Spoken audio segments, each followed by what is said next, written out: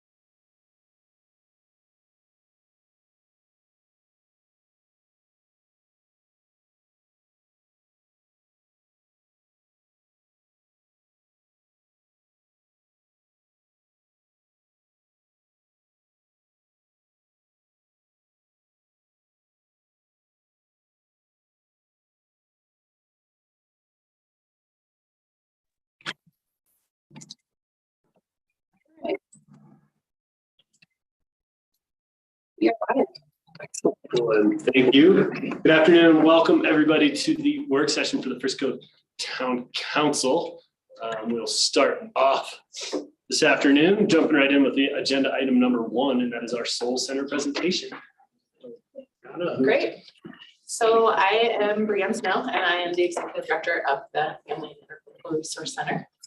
Great, and I'm Johanna Gibbs, and I was brought on by FERC as a consultant to help us get to our goal. And we'll share where we are in the process. I know that we met with you in 2020 as we were kicking off this effort, and so we have some really exciting updates to share, and happy to field some questions. So I'll turn it over to Brianne.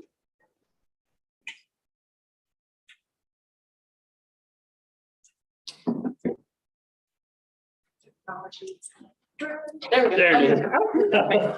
Keep pushing buttons. Yes, thank you for having us. We're here just to update you. We were here a while ago and I was going to let you know where we are, but we are still incredibly busy at FERC, more busy than when we were here before. Same with Building Hope. And I should just say that Jen sends her regards. She was unable to be here. She had to fly out for an emergency. So Jen from Building Hope. We are seeing 1 in 3 Summit County residents, which is a number that we have never, ever seen before, ever. And in fact, FERC alone is seeing just a couple hundred less than, so it's far more than 10,000 when we get those numbers, but it is just keeps coming and people are really struggling. So I'm saying that because I want everybody to understand that the need is there in order to keep our workforce here in this community. We are still seeing the same struggles. They're still having trouble making their budgets work. You may or may not have seen the articulated need that Summit Daily just published on the front page a couple of days ago. We are seeing over 100% increase in our food markets in December. And the workforce is just coming in to say that they need help or they have to leave. And so we're trying to meet that need and some of our numbers. It's in terms of mental health, it's really interesting because that really is, there's no demographics or socioeconomic status that really trends with the mental health need in this community. We have people that are really struggling and it doesn't really matter where they are in their financial state. Obviously, it's a lot harder to not have money for food and housing, but we're seeing that increased need as well across the board. And so these numbers are just getting higher and higher.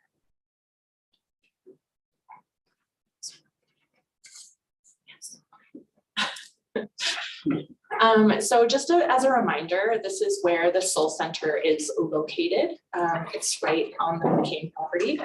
Our intention is to co-locate with Building Hope in this 18,000 square foot building so that we can share expenses, increase collaboration, and make it just much easier on our clients to access what they need in order to survive. This is going to save us $200,000 annually, which we'll be able to put back into the community, which is also really exciting. When we first started this project, we wanted to ensure before we ever had any public conversations that the community was okay with specifically the location, because we had never had a large presence in Breckenridge before. And as just two of every 3 clients in our that we serve at FERC live and or work in Breckenridge, so they're traveling through, so they were very much in favor of this.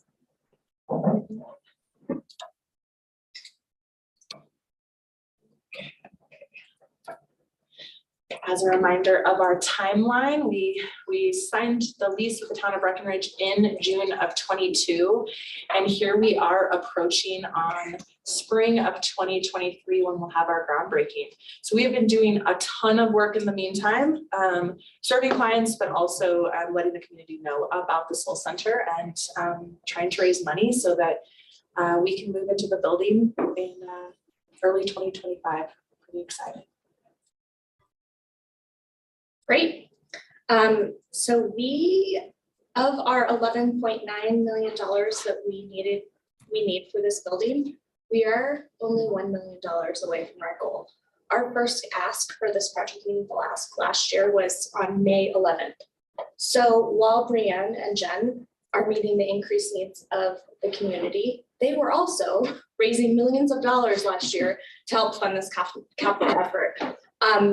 I want to also mention, despite the increased needs for services, both FERC and Building Hope met their budgets in 2022, and those were growing budgets as the needs increased throughout the year. And I think, you know, the folks that we've talked to, the community understands the importance of these organizations to the fabric of our community, and they're stepping up in huge, very meaningful ways. You can see some of our funding partners. This list is growing daily, as well as the in-kind partners who this project would just not be possible.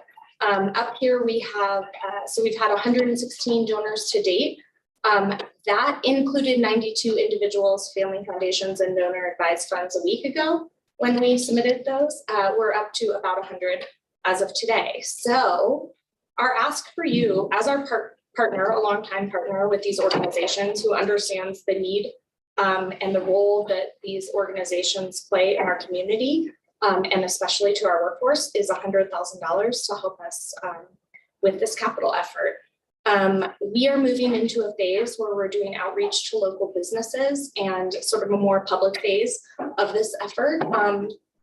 People always ask us, how can we help? You know, what can we do? And whether you're an organization sitting around your table like this, or you're an individual, we really believe that there's time and talent and treasure that you can help with this effort. And I think that looks really different to all of us, right? Some of us will make a individual donation. Some of us will work with our networks, can help connect us to your networks and local businesses and membership organizations to make contributions, share our social media posts, and then really get engaged and get involved as we move into this more public phase with events and other efforts. So yeah, we're just really excited. We are trying to circle back with all of the people that have supported us along the way, just to create this list so that we can utilize these donations to leverage other donations, make our goal, and start really doing the work at the Soul Center, which we're most excited about. As Johanna mentioned, nothing has slowed down while we've been fundraising. If anything, we have been struggling to keep up. So we would just really like to get to where we need to go so that we can focus on what we're really interested in, which is the community. Thank you. And obviously open up for questions or comments, concerns. I have a couple questions. Lovely. I read somewhere, I didn't know it was part of this project. There's housing involved as part of this. I didn't realize any of that until recently. It's so at the location, you can go back a few slides. In conjunction. Yes, so Alta Verde is a project that is already being developed. Some of it's open and some of it is opening.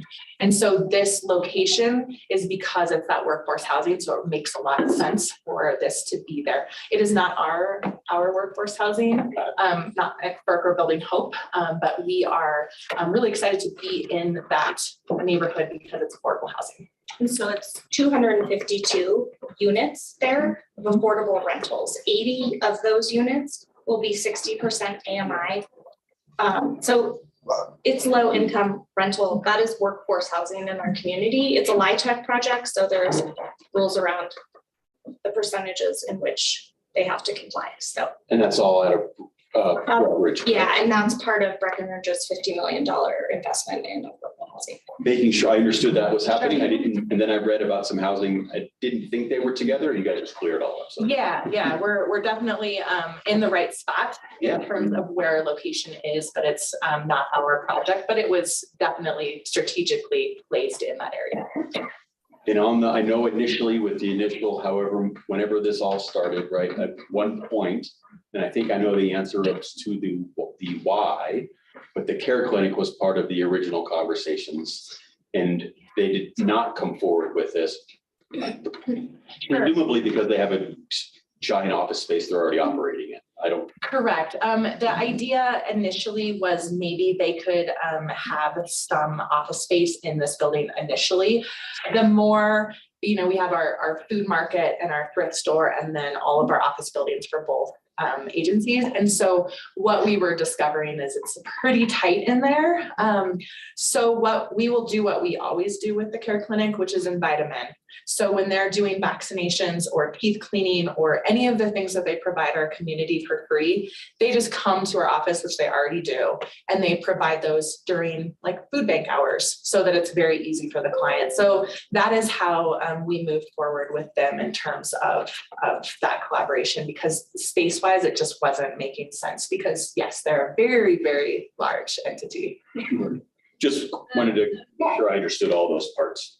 And I think an important piece of the puzzle that we didn't mention on this visual, but I think we did last night, is, FERC is pretty uniquely positioned to get to that $11.9 million. And one of the ways that they're doing that is currently FERC and Building Hope are spread across 5 spaces. And so the sale of those spaces, along with an investment from FERC, allows us to, help get to that number a little faster than some of the other organizations. Unique partnerships with other community partners have taken place that will allow and are in place, I guess, to have a food market and some very small office space in Silverthorne or Dillon, so that there'll be 2 locations for the food market.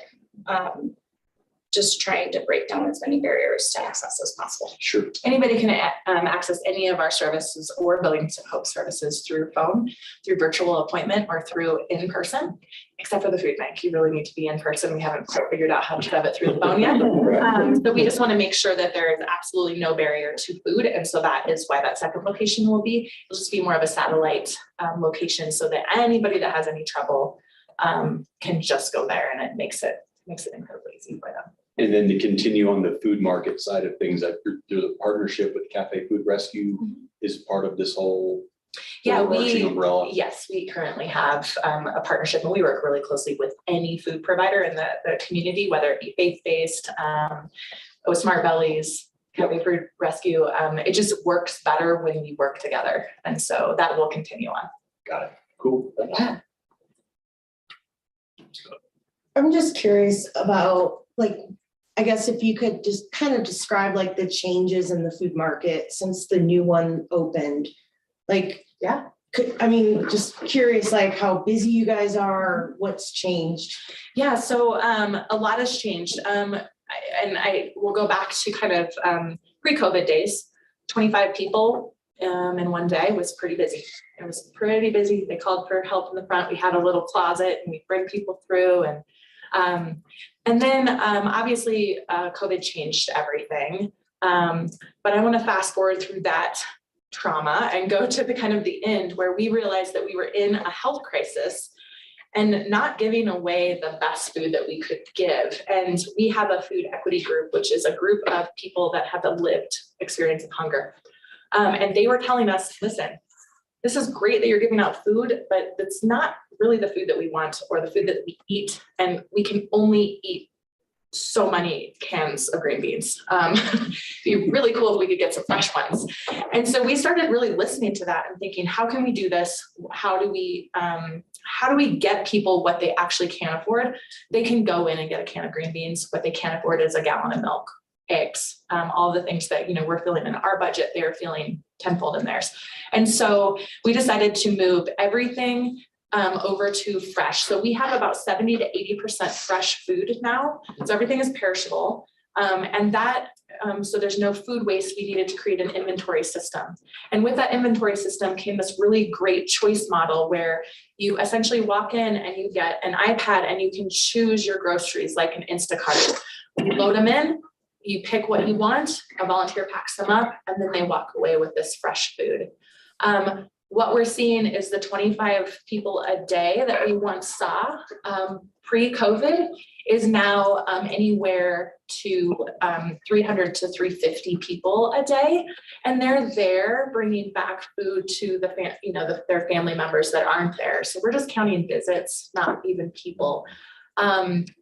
we feel like this is a really important program for this community because we can't pay everybody's rent. It's just not feasible. What we can do is take a really small amount of money, $20 to $25, and turn it in magically to $200 worth of fresh produce and be able to give that out. And what that does is alleviate the pressure from those families' budgets so that that $200 extra can go to housing. And so we're seeing it really successful, but and at a very large scale. So to answer your question, it looks completely different, and we're really proud of it. And we always need volunteers, so please come by. But and we're able to have people from other, I'm sure you guys have all heard there's some public programs ending, and we're able to have folks that represent those public programs be there to talk to clients and help them understand what next steps are, those kind of things. So we're able to support the community in a way that we've never really been able to with food before. So we're really proud of that. Great, I would say one, I'm in full support. We'll go around of seeing about the ask, but I'm in full support of that. And I admire everything both you and Building Hope are doing and accomplishing. Something that jumped out to me in your presentation, I think it's 2 slides up or 1 slide up from now, but is your calculations on the average household income for who's coming to use your services. It's just, I think you have a real, yeah. I'm just curious because that's a number that's significantly lower than all the other surveys and things that we're seeing. And I feel like you have a better relationship with the people who are utilizing all of your services, yours and Building Hope's, that it's probably more honest. And I'm just wondering do you have any insight of where the disconnect, and we do the housing surveys and AMI, we're not coming anywhere close to that number. Sure. And we've got a lot of housing conversation where, we don't want to miss. Sure. So this is a really complicated number, and thank you for asking. This is, people let us know how much they make. And the interesting thing is we have tried this in a lot of different ways. Oftentimes people actually don't know how much they make, who we serve, because they have multiple jobs and one job ends and the next job begins, and it's hard for them to have that number kind of in their head in terms of an annual income. So actually, to be completely honest with you, we think that this is a little higher than what people are saying because of the way that they report. They're coming to us when they're having the job that doesn't pay them enough to eat food. And that winter job might a little bit more. We don't think it's much more than $35,000 though. And that is, you cannot, that's just really incredibly difficult. So when I say we think it's a little higher, I really mean a little. And these are folks that don't necessarily fill out surveys. They don't necessarily engage with local government or feel like there's a place for them at the table, so to speak. And so we're really lucky that we not only get this information and get to talk to them, but they sit on our committees and our boards, and they feel like they can be, that this matters. And so I think it is different because we're touching a population that maybe many people don't get to talk to.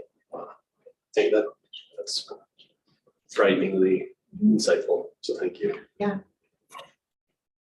Questions or support or concerns, or council, how you feeling about this ask? I'm just gonna follow, just for clarity's sake, right, because we worked through AMI and how many people live in a house and how many of those people are working and how many people aren't working. To be clear, because we'll use this number again, right? Thank you for asking, Hunter. That's 2.5 wage earners in that home. I didn't think so. Yeah. No, this is we just took basically anybody that walks through our doors and looks at their household size. And so most of our adults are employed. Some of them are not employed full-time though, because of, I see some childcare people over there. They don't have childcare, so they can't work full-time. So it puts that strain back on their family, and that is why those wages are low. Whether they're spots or they can't afford it or whatever that looks like for that individual family. And so this is Our average size, family size that walks into FERC is 2.5 people. That could mean one single parent. It could mean anything. Just making sure that Yes. understand the data, right? Yes, I'm in absolutely. It support. We're could good. be 2.5 working parents or 2.5 working people, excuse me, in the household. Yeah, Probably not. right. Council, any concerns moving this to No, a I'm budget amendment? For all your efforts. I meant no concerns. No concern. Yes, I would. Yes, no concern. Yes, I also have no concerns. I'd also say, I think it's, it's a great program. It's a great need, a sad need, a great need, the meeting. I would encourage, it's easy for us to spend other people's money. I think we should spend some of our own. Whether it's $1 or if you want to move to close the gap and give them the $1 million. I would love to be able to say I'm part of a council that not only is spending the county's or the town's money, but is spending our own money. And again, whether it's $1 or more, it's the ability for us to say we all participated in this. Huge concerns about us being in that situation. But you guys are incredible. I fully support what you're doing. I think there is hope with this, though. This doesn't have to be forever. By the way, there's a lot of people working on this. Town Frisco. And you've made it very easy to donate. You can donate to this, just it's a click of the button. Yeah. Fill in the number, it's done. You're doing really well. Andy just challenged us all. Yeah, we did. There it is. FERC feels the same way, and so does Building Hope. Every board member put down their own money. We want to make sure, we both donated personally, but we also, wanted to come with those buildings, and we don't want this. We don't want you to think that we want everybody to do this for us. We want you to do it with us. That's really important. We don't want you to feel like you're doing this on your own. Yeah, and I don't. Feel really supported. It's been pretty great. I think we have a budget amendment coming up in a couple meetings, and we'll put it on there and got our support. Appreciate And it. hopefully also you'll see all of our individual support soon. Thank you. You let Andy know that. He'll keep it. Thank you. Yeah.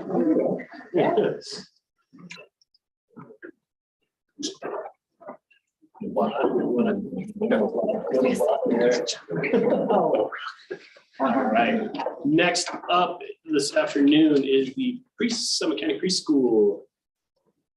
Who's joining us? You can come to the table. Come on up. I don't know if the table situation. You know, Can we squeeze in a couple? absolutely, we can make You're your gonna couple. be here as well. Okay, There's a whole stack of chairs right there. You can grab. come on up. No issue. Coming closer. Didn't seem like we were that mean, though. We weren't that mean to Brianne, that you're scared to join us at the dance.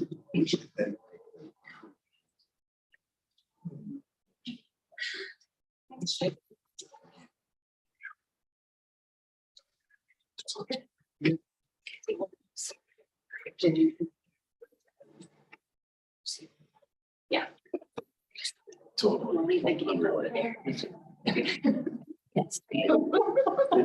Welcome. Good to see you all again. If we could just do a quick round of reintroductions, that'd be great.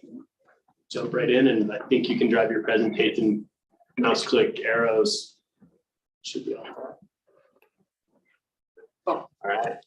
All right, I am Candace Day. I'm the chair of the Summit County Preschool Board. Thank you for having us here. I know we talked to you a couple months ago and we brought reinforcements this time. So I do want to take a minute just to introduce a lot of the other people that are here because we have a lot of people here. So I'm Jennifer Tarrant. I'm the executive director for Summit County Preschool and see a lot of familiar faces. And thank you again for having us. I'm Jen Prim. I'm the education coordinator at the preschool, and I've been with the preschool 13 years. Courtney. I'm Courtney Javik. I'm the program coordinator at preschool and I've been there for 24 years. Yeah. Right? And then we also have some parents here. You just want to just wave. Parents paying care, they're paying tuition. We have Lucinda Burns from Eco Sports Services. And so I wanted just you all to see these people because we're here talking about our business of Summit County Preschool, but it's really not just a business. We are the community. We are your neighbors. We are town employees. We're county employees. We're small business owners. And so what we're talking about here is not just Summit County Preschool, the business, but we're talking about Summit County Preschool, the place where 46 families drop off and pick up their kids daily. So it's really a community center, not quite like the Soul Center that we talked about. And we recognize you guys have a lot of priorities. We just heard some very important ones before, but we want to talk about Summit County Preschool and why this is also a priority, and not just from a business, but also a partnership. So Summit County Preschool has been around since 1974. So Courtney's been there a long time, but Summit County Preschool has been there even longer. Our mission is to offer high quality early education care for children that are 2 months to 5 years. We're rated a level 4 out of 5 in the Colorado Shines quality rating. And we serve 54 children, including 46 families, and 17 of those families live in the town of Frisco. So about a third of our preschool population is from the town of Frisco. We also have 21 staff, 2 full-time, and the rest full-time. So that's a little bit about the preschool. And now we want to say thank you guys for all that you have done for us over 2 decades. We've had a great partnership, not only in these financial numbers, but also in just fundraisers, in Trick or Treat Street, in really that community engagement, knowing that the town is a partner and we can walk across here and come meet with you all, and you all can come over here and meet with the kids or deliver candy. We had a great spontaneous combustion fundraiser, thanks in partnership with you guys last weekend. It was a great event. And so those little things go a long way in just showing our partnership. So thank you for all that you guys have done. We are also trying to do our part. So we recognize that we want to try to capture as much revenue as we can. So Jennifer has done an amazing job of looking for every possible grant out there, adding new fundraisers, trying to level up our fundraisers. And so we're really doing as much as we can, but we also recognize that's not going to sustain our business, and tuition rates for our families are really the bulk of our revenue. So we recognize that we had lower tuition rates than some of the other preschool centers. And so we have raised tuition over 40% in the last 5 years. And our families have felt that. But we also were still 12% under the average in the county. So we have another 10% tuition increase proposed this May. And so we are trying to keep pace with the other schools and make sure that our rates are fair. But we are trying to also balance the impact on the families we're trying to serve with as much as we can to raise our own revenue. So just to give you an idea of what that looks like, we want everyone to see these numbers. We feel them when we pay them as parents, right? So if you have 2 kids in care, on the left-hand side is our current rate, on the right-hand side is our proposed increase. If you have 2 kids in care, you're paying $3,750 per month, which is about $45,000 per year for 2 kids in care. So we recognize that Town of Frisco has said, we want to keep our childcare costs under 20% of people's income. That's the goal. And that's, you guys have generated tuition assistance programs and others have said that. So in order for that $45,000 to be 20%, you'd have to make $225,000 if you have 2 kids. That's without any tuition assistance, and we'll touch on that in a little bit. But just recognizing that those numbers are very real to families. And we're talking about a business, we're asking for support. But it also, raising tuition is not the only solution. So we've also heard from you all that you want to understand the true cost of care of the preschool and how we're managing our budget. So like I mentioned, the tuition is one piece of our income. We also have some consistent grants. Thank you to Summit Foundation, who's been a great supporter for a long time. And Temple Buell has been a consistent grant. And those are ones we are kind of budgeting that we can count on. There are other grants that came up during COVID or other fundraising that we do. That is great, but as the economy turns, we can't necessarily count on those. So those top two lines are really the income we can count on. And then the bottom is really the true cost of care. So we pay about $1 million in payroll. That's obviously our biggest expense. It's about equal to our tuition. So, but one thing to note with our payroll, our average pay for our teachers is $18.60 without the SPK supplement. With the SPK supplement, it's a little over $20. Our friends in Breckenridge that do an amazing job are starting their teachers at $24 per hour. So we're competing, starting $4 less per hour with our payroll. We'd love that number to go up, but you see all of the dynamics of the budget. Then we have operating expenses, which is cleaning and utilities. Those are things we can't necessarily eliminate. And then we have fundraising and other capital expenses. So there are things that we'd like to do around the building, which we'll talk about. And then we have fundraisers that have a little bit of expense. Those are discretionary. So those are the things we can control. Okay, I gotta pull my notes real fast because I've got some numbers to share with you. All right. So the cost to run the preschool, if we add those all up, is about 1.18 million that we cannot eliminate. We've got some discretionary funding in there. If we add that discretionary cost in there, it's about 1.29 million. So if we paid for that 1.29 million just with tuition, if we passed that entire cost onto tuition, which is paid some by families, but also some by tuition assistance programs, we would charge an average of $2,354 per student, which is a 38% increase over what they're paying today. What was that number again? $2,354 per month. So if we just said, here's our costs, we're going to charge you families, we'd have to increase tuition by 38% on top of the 40% and 10% we already have in the budget. So while we do our best to fundraise and apply for grants, your consistent support is really important to us to have some of those consistent line items. So for example, your contribution of $65,000 in 2022 helped us maneuver our budget and not raise tuition on our families. So that $65,000 translates to about $118 per month per student. So that contribution, which might feel like a lot to someone, might feel like a little to someone, trust me, it feels like a lot to every family that has $118 in their pocket. All right, so now we'll touch a little bit on tuition assistance. So again, thank you for paying attention to childcare, for starting a tuition assistance program last year. It means a lot, it sends a great message. We wish the reach was a little bit further for our families, but we recognize that it's a starting point. We have about 2/3 of our Summit County preschool families get some version of assistance.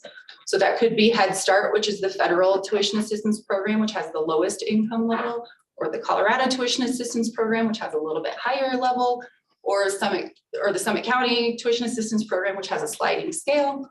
Or this year there was a circle grant, which provided additional assistance. So there are a lot of different versions of tuition assistance that are supporting our families. That said, we recognize that there's a countywide tuition assistance program in the works. I don't know, are you all familiar with this? You guys talked about it. Okay. So we're hoping that it comes to fruition, and Lucinda's here if you guys have any questions about it.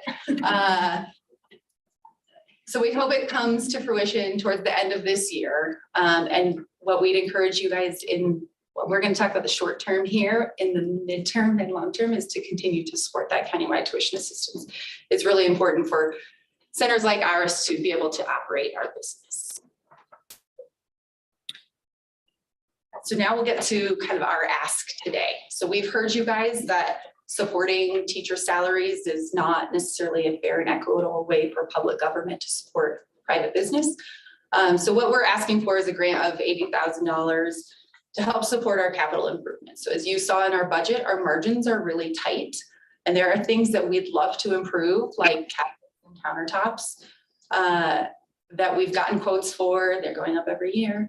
And so that type of contribution from the town kind of helps us not only ensure that we are keeping a safe experience for the kids and the staff, but also it helps with retention and recruitment for workforce, which we all know is small business owners. It's probably our hardest challenge within the preschool. And so this contribution would help with capital improvements so that we aren't passing that cost on to the parents through tuition. So here's kind of a budget of what we've laid out for those capital improvements for 2023, which includes cabinets and counters. And then we have some safety and security items that Jennifer has identified in the building, and then some building maintenance just on the exterior. So to summarize, there's kind of three things we hope you heard. One, the Summit County Preschool is part of the community. We're here as a business, but we are also your neighbors and friends. Two, that we have increased tuition about 50% on our families. So we feel like we are doing our part and trying to keep it reasonable on both sides of the budget.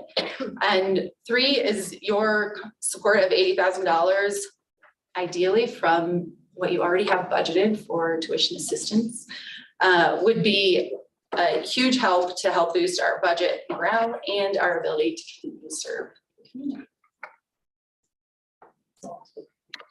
This would be on top of the 65 that we give you yearly, or is you're just asking for basically 15,000 more per year?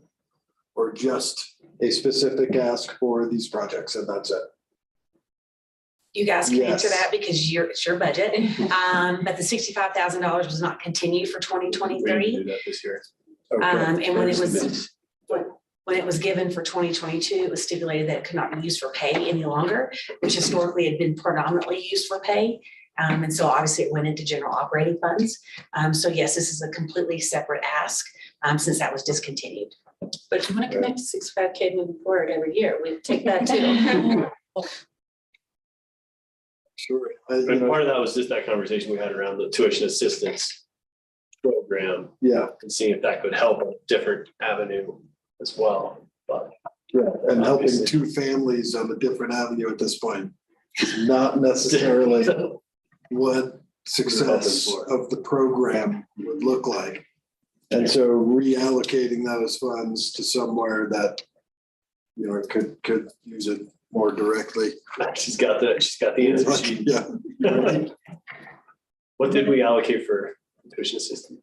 100,000 in 2023, and we do expect that may increase as we expand to a countywide program at the hopefully fall of 2023, definitely fall of 2023.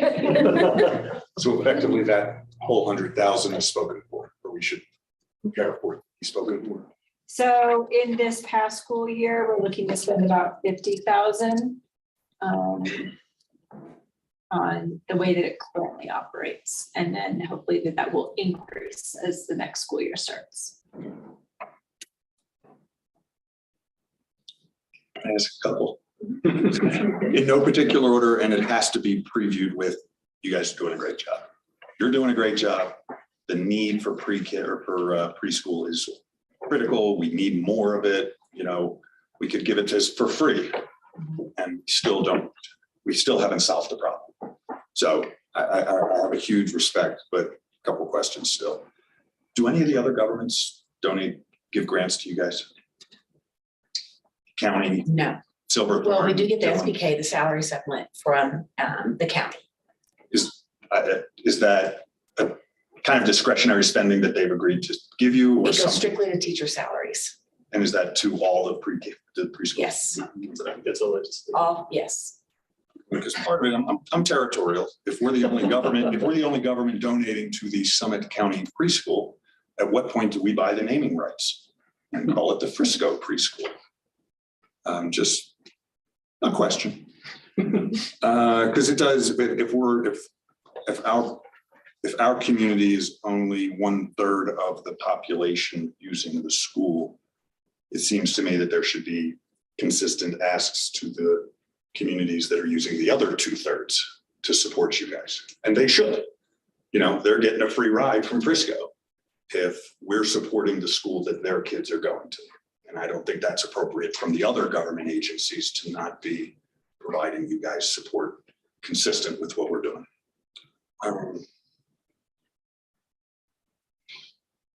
And then I'm just, again, gaining understanding of the population, because you referenced a couple times, your families are this, that, or the other. Are your families a similar demographic than the other preschools in the county? Like, are Breck kids' parents wealthier? Is there something about Summit County preschool population that's different than the other communities?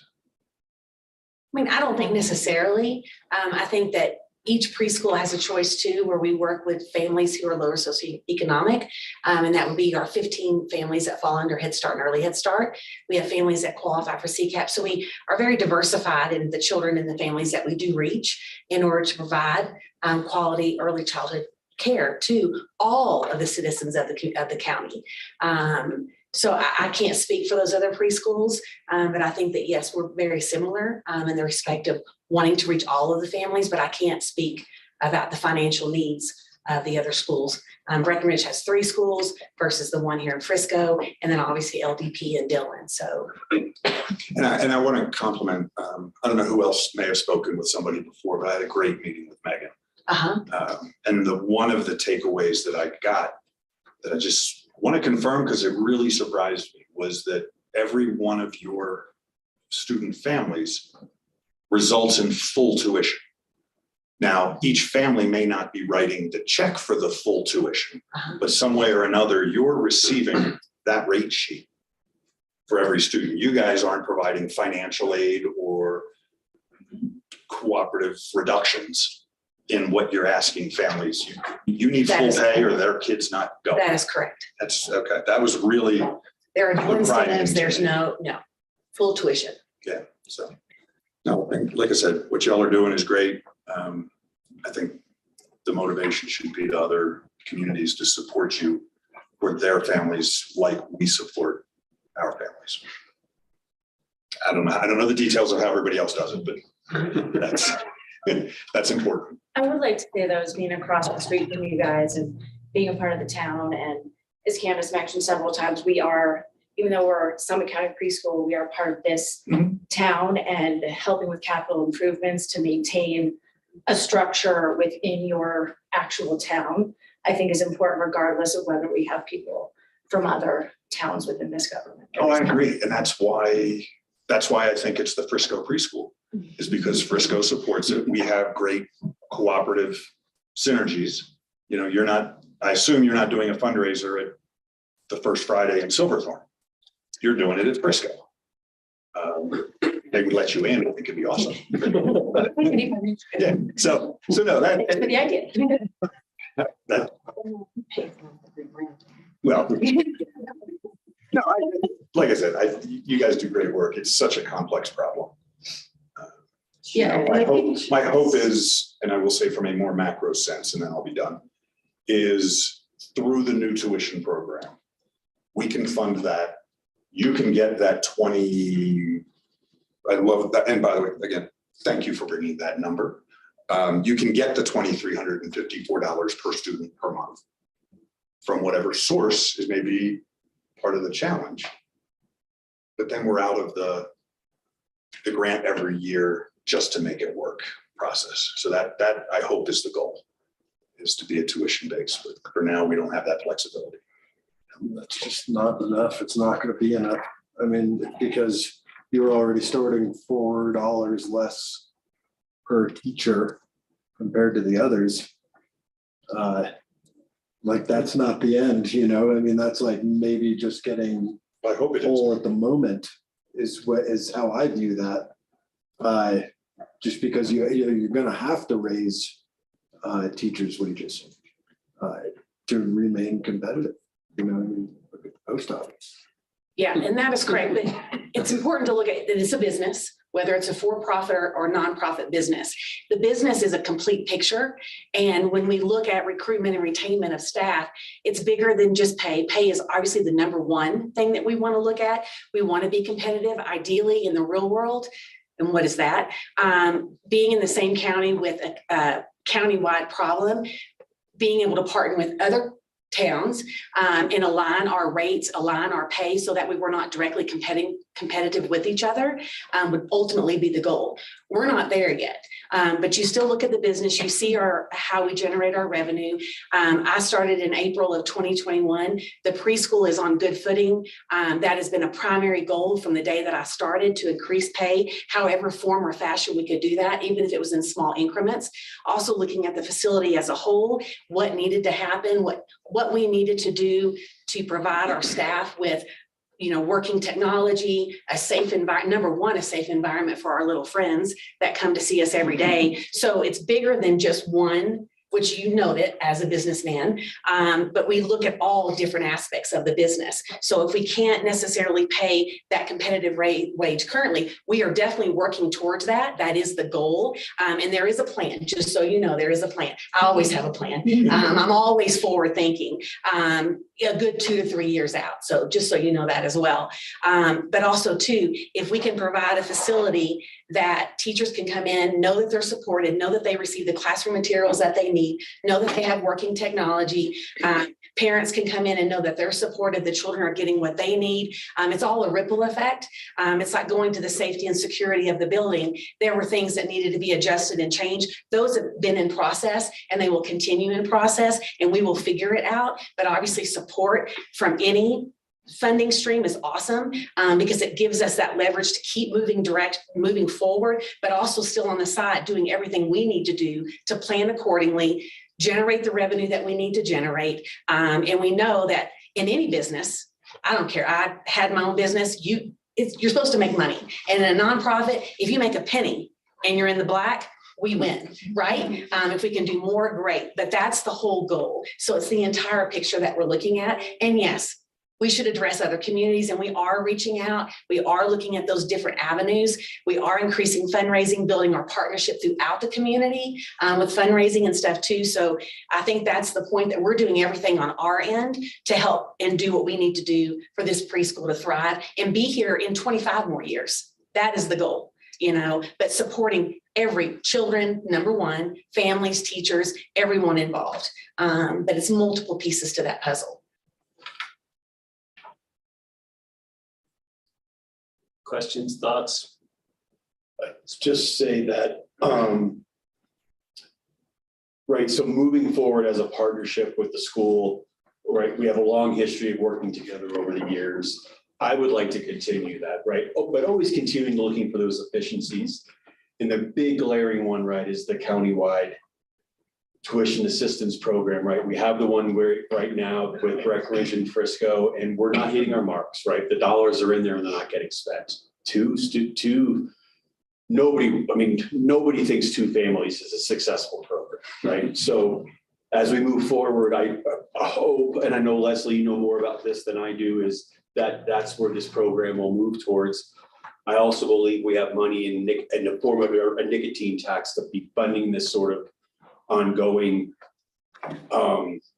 tuition assistance program, without further, rich discussion, is, continue to fund our partnership with the school. You are part of our community. You are across the street. I come back to what salary is super important for the teachers, but having a good facility for them to work in, for me, is where it all starts. They have to have a place they want to come to work. So I'm good. Thanks.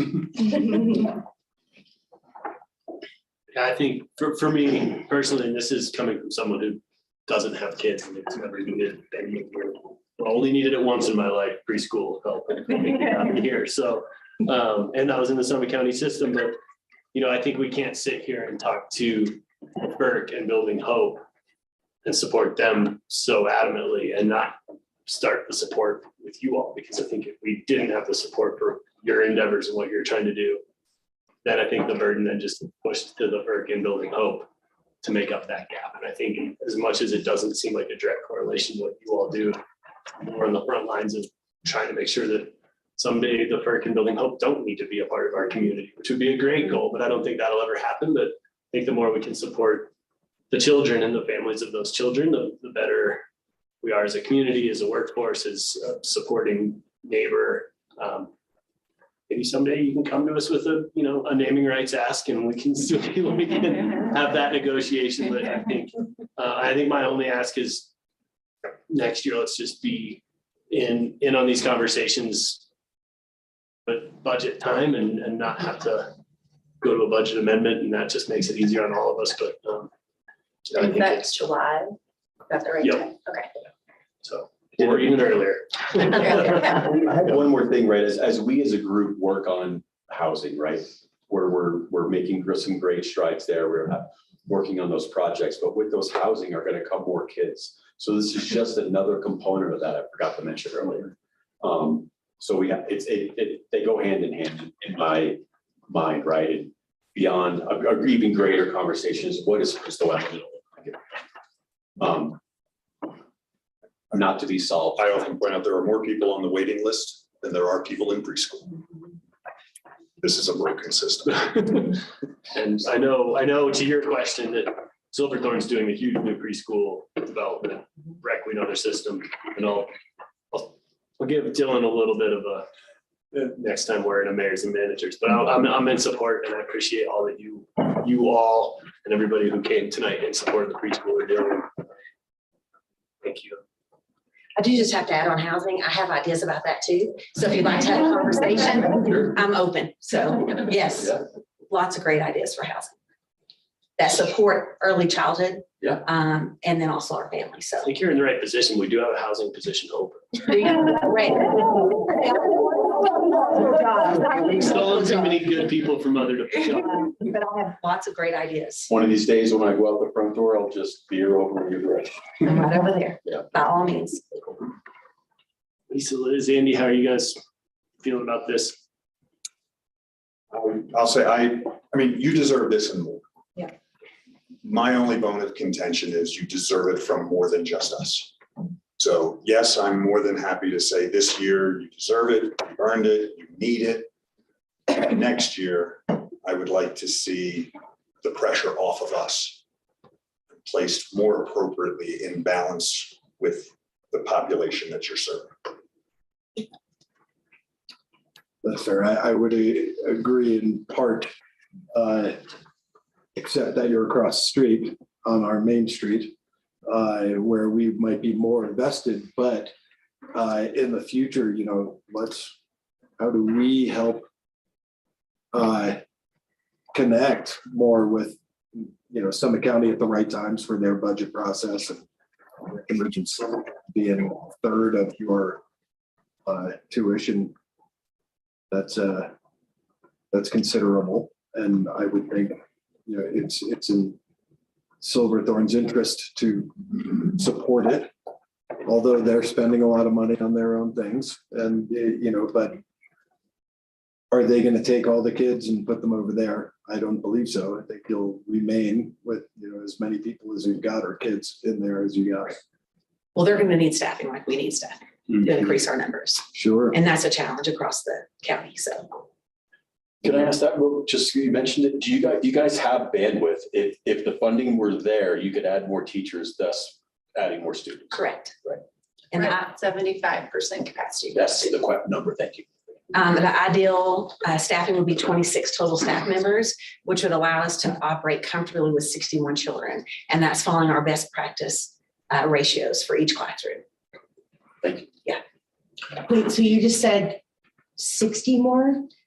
No, a total of 60. No, not 61. Because then we'll build another. And it will be. Yes, there is. Joe. It's not a joke, for sure.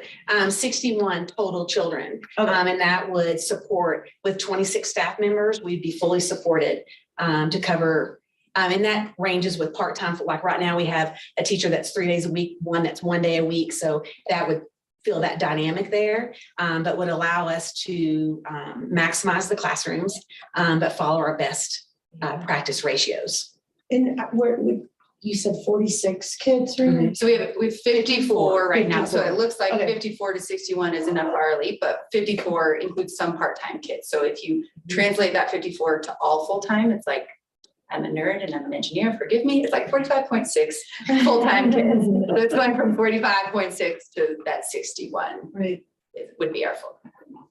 But with the caveat, because there's a lot to adding children, when we have to forecast out really a year, 2 years in advance, based on the children we currently have, when they transition, because we have transition points throughout the year. So it's not as easy as saying, oh, okay, we have 26 staff members or whatever, so then let's pick up the phone and call everyone. That's not how that dynamic works when we're looking at transitioning children based by their age and those transition points throughout the year. So it's a very, I would say, complex dynamic in the childcare world to balance all of those things out. Mhm. The good news is as they go up, the ratios get smaller. So you can have more kids to the teacher, but there's still a lot that these. But it's also based on fancy whiteboard. classroom capacity, what it's measured, licensed for and stuff too, so. Well, I think, I'm really proud of you guys for, I don't know, hanging in there. Despite it all. I don't know what your building looks like, but I can only hope that, you're able to, if you're able to make it a better place for everyone.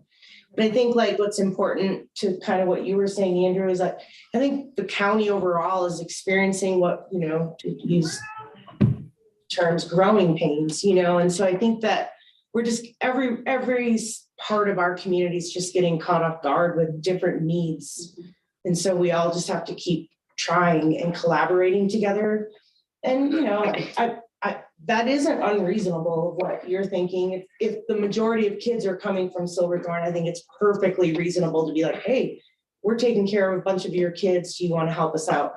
I don't think that's crazy. I not that anybody. I think that makes sense too, is to like kind of follow all the threads that, but I'm in support. I would love for you guys to be able to be the best that you can be. Thanks, Andy. You guys good? Yeah, I'm good. I was in the building 7 years ago or so. And going to first grade is what enabled us to purchase our house. Because we couldn't afford it before that.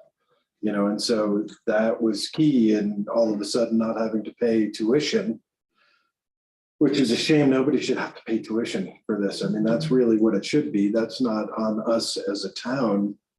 This should be a federal deal, but or at least state, but you've got a lot of challenges against you, and good job for hanging in there, because there's a lot of reasons why it wouldn't work, and it's only your good people and all, Jen was key in raising my kid to where he got.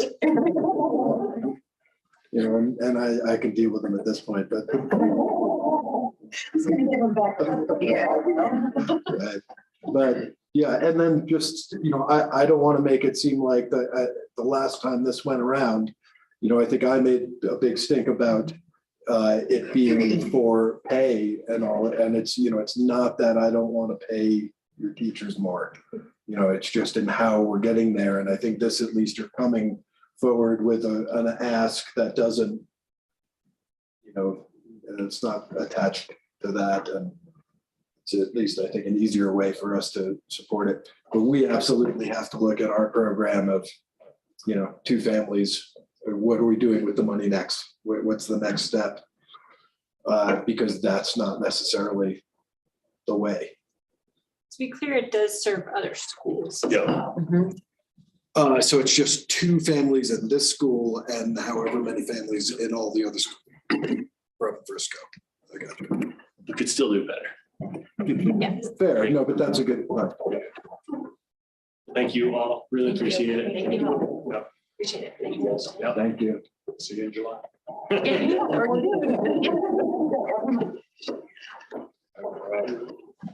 Sorry, we're running a little off the scheduled times here. We'll move on to agenda item number 3, and that's the discussion on ordinance 23-05, application approval for operation of extraterritorial water taps. Good evening. I keep saying terrestrial, like EP. I've practiced hard to make sure I said extraterritorial water. That is still working. Okay, that's it. Jeff, they're making you wing it alone. You're gonna invite me. All right, up to you all, but. It's gonna make me nervous. Yeah.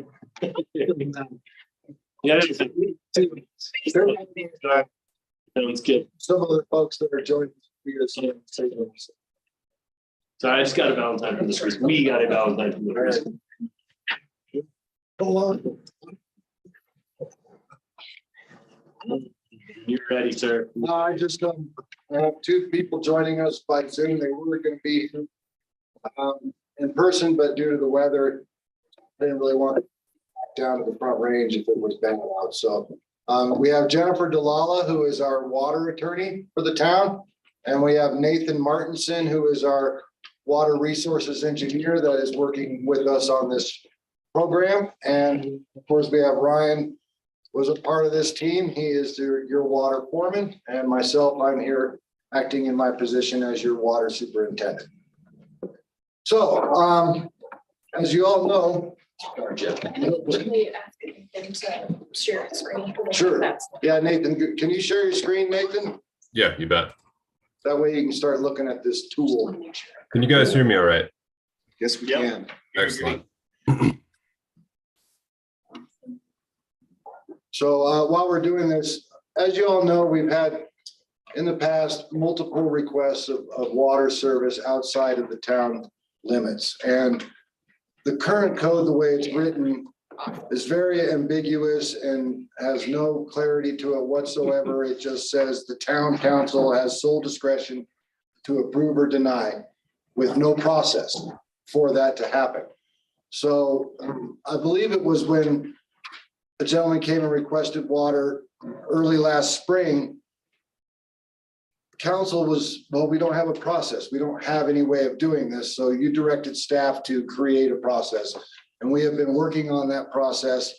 It's taken a little longer than I thought, but it is a very in-depth and difficult process to get done when you're talking about water rights. And you have to keep in mind that when we talk about water, we have to plan not 10 years, not 25 years, but 75, 100, 150 years. You really have to look that far ahead as much as you can.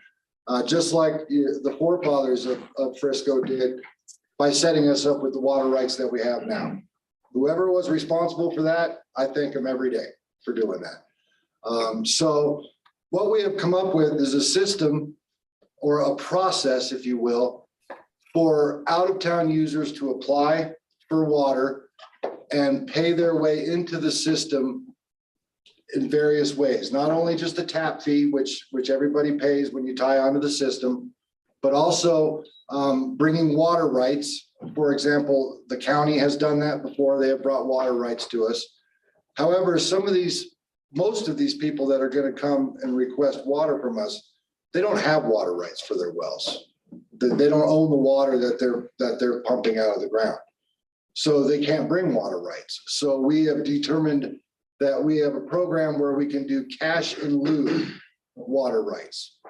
And what that cash will do is we'll put that in the water fund savings account, and it'll sit there and build up. And what our goal is to have enough money in the future when we need to go to water court, or we need to purchase more water rights in the future, because that's a very expensive proposition. Even just going to water court to get some of our current existing water rights that are not within our augmentation plan, is an expensive process and a time-consuming process. And we don't necessarily have the money just sitting around to do that right now. This will help do that, and it will create the process where people basically fill out an application, come to the water department. We go through it. We go through it with Thad. We go through it with our water council. We go through it with our resource engineer and step by step go through the application. If everything's good and it works out, then it would come to council and council would review it, and you still have every option to approve or deny or change it or anything else. So this ordinance is creating that system that has never been there. And with that, I guess I should turn it over maybe to Jennifer, if you have any questions, water rights related out of this ordinance. There's some numbers in here, but basically the water commitment that we've come up with for in town is 0.55 acre feet a year is what each tap needs for water. Now that doesn't mean that if they hit that 0.55 acre feet that we're going to shut them off. That's just the number we have to use for planning purposes. And then the number we came up with for extraterritorial water is 0.44 acre feet per year, because we're not allowing expansive watering of lawns. We're not allowing the irrigation in the big green spaces of lawns. In this ordinance, people will be allowed to hand water, trees and flowers and small areas of grass with a hose, and that's it. No permanent irrigation systems can be installed. If during development, they will be able to water a little more frequently for revegetation purposes, but it can't be a permanent sprinkler system. It can't be anything like that. It has to be a hose with a positive shutoff. So that's really the biggest difference in the uses that'll be allowed with this water. So I hope I've kind of explained that as best as I can. It's all very confusing, and it still even makes my eyes glaze over when I talk about water rights, because it's in Colorado, it's a really interesting thing. But Frisco is in a very good position right now as far as water rights go. We're using approximately less than 50% of our 1,413 acre feet that were allowed per year. And that 1,413 acre feet are very senior on the Colorado River. They're pre-Colorado compact. We can't be called out. They're even pre-Shoshone power plant. And Jennifer could correct me if I'm wrong, but we've looked at it. There is really nobody downstream of Frisco that can call us out. So that's good. That's good. So we have to protect those.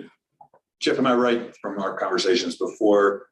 That sounds good, but by the fact that our dwelling units are occupied about 50% of the time. Also, if our dwelling unit occupancy goes up to 100%, right, we're not in as happy a place as you're talking. Not if it happened like in a very short I don't want to paint the rosy picture. No. I mean, you're right. There's a good chance. We are in that good position because of the occupancy of Frisco and how it's set up. But with this ordinance and with this planning document or planning tool that Nathan has created, we have plugged those numbers in as full-time residents. So planning forward, we're planning on these, anything that gets hooked to the system in the future, in town and out of town, will be full-time people.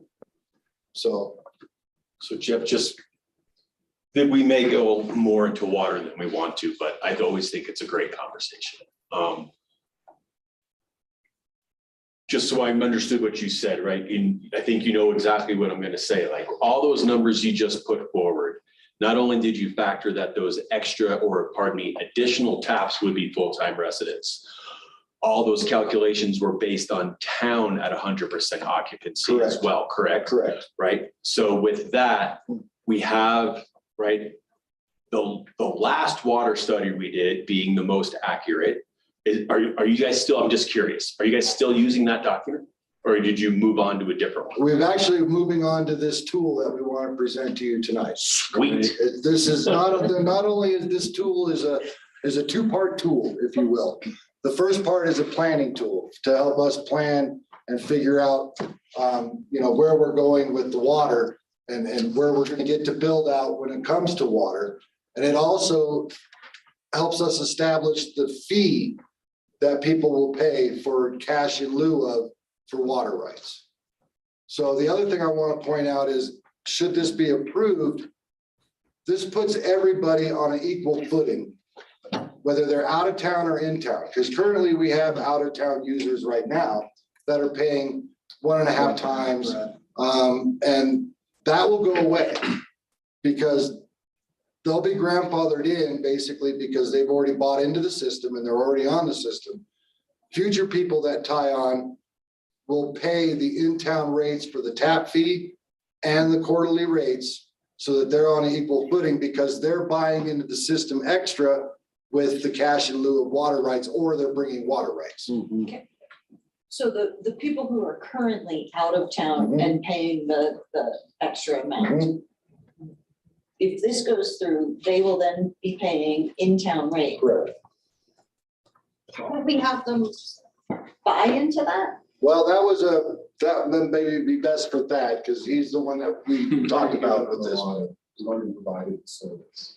I think it's hard to go back right now and say, oh, but we're gonna cut you off next week unless you bring us the water rights, because we've decided to get. Can we just keep the rates at what they are now unless they buy in to keep the same investment that everybody else? Including staff have the discussion.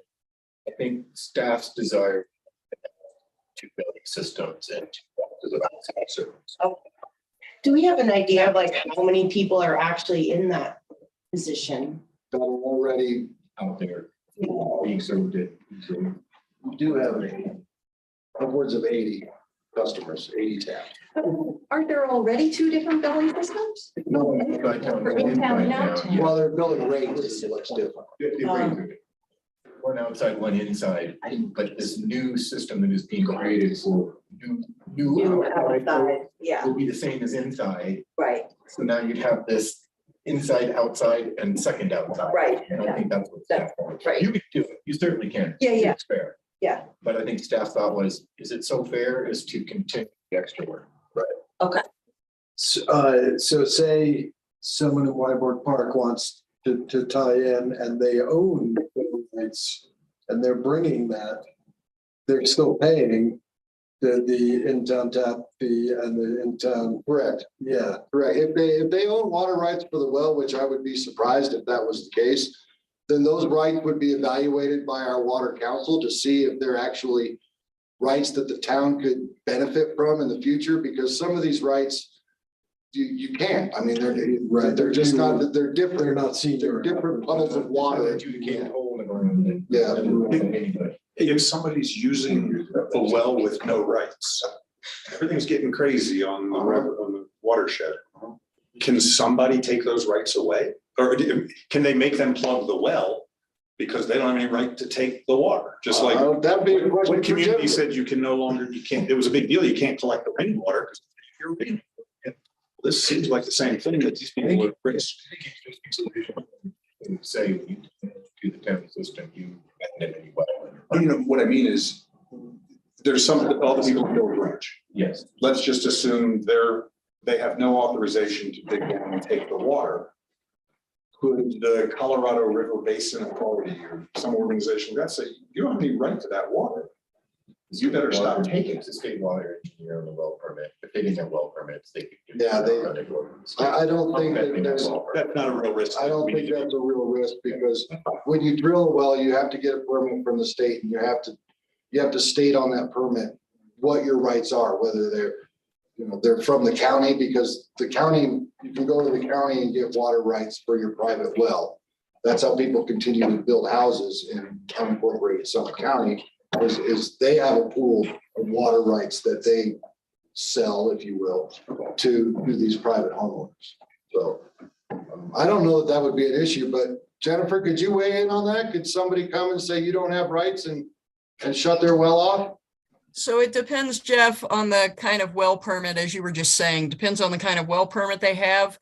I would imagine that a lot of those folks have what are called domestic exempt well permits. And if that's what they've got, they are entitled to pump those wells outside of the priority system, which means they don't need water rights. Typically, those are limited to 15 gallons per minute.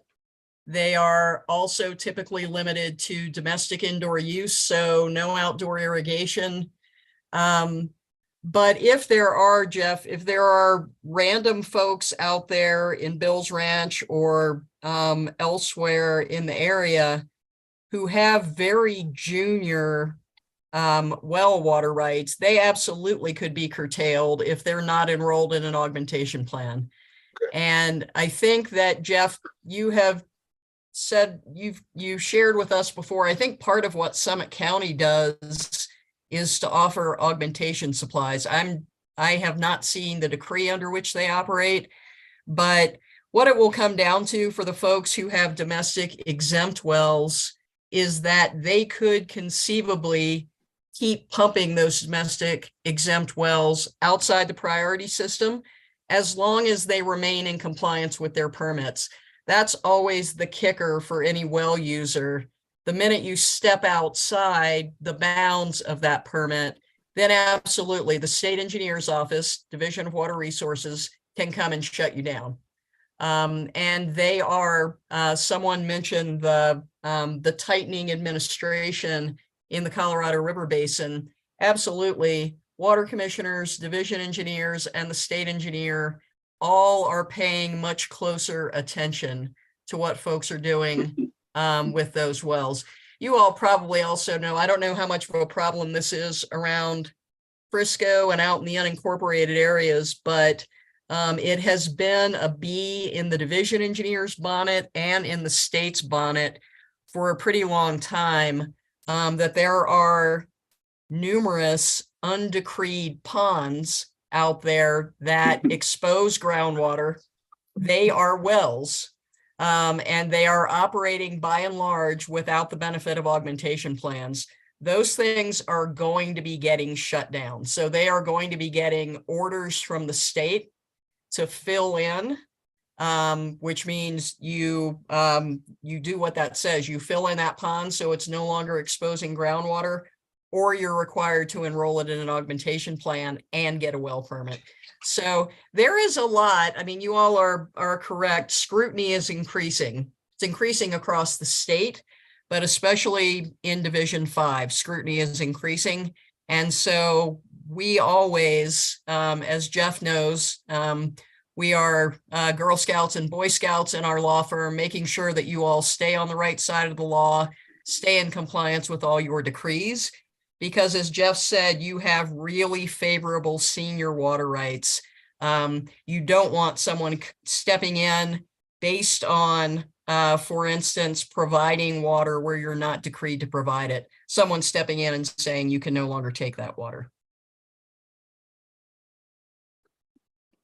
Hey, Jeff, before you folks move on, can I just wanted to touch on a couple of things. There were a couple of questions early about the numbers, and Nathan will be talking about the way that he crunched the numbers on in-town commitment per tap and out-of-town commitment per tap. One of the things that Thad made sure we did as we were working on the language for the draft ordinance is to make sure that there is language in there, and Nathan made sure that we had this as well, to say, look, we will be re-evaluating.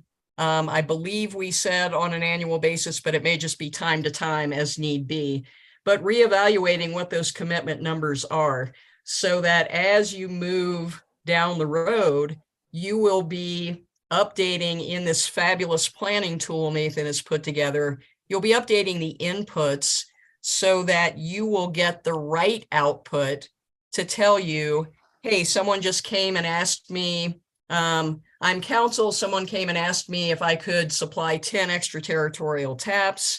2 years ago, maybe our in-town commitment plus existing extraterritorial commitments would have been such that we could have said yes and allowed you to pay cash in lieu. But maybe based on tweaking of those numbers as you go, if you do determine that demand has gotten higher on a per tap basis, This again is Nathan's, I'm veering into Nathan's lane here, but I'll get out in just a second.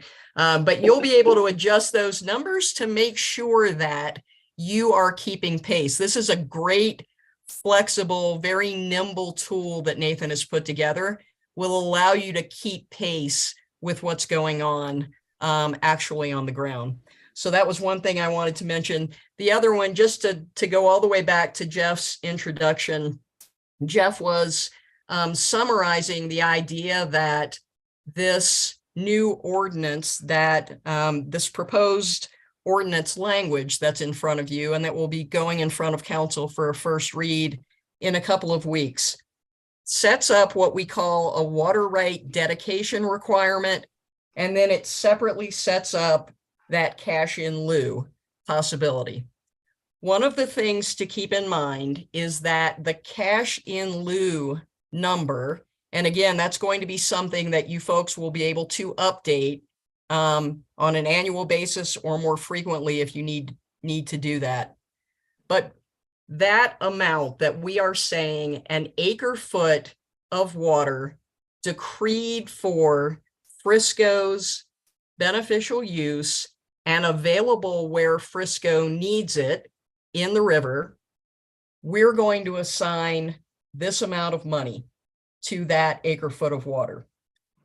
If, on the other hand, someone is bringing you water rights, that water right dedication requirement, the language that you've got in front of you says, okay, applicant for extraterritorial taps, you can dedicate water rights to us. You also then are required to pay all of the costs that are associated with making that water available for the town's beneficial use. So it won't, in other words, be as simple as somebody walking in, handing Jeff and Ryan a ditch company share and saying, see ya, we're good to go.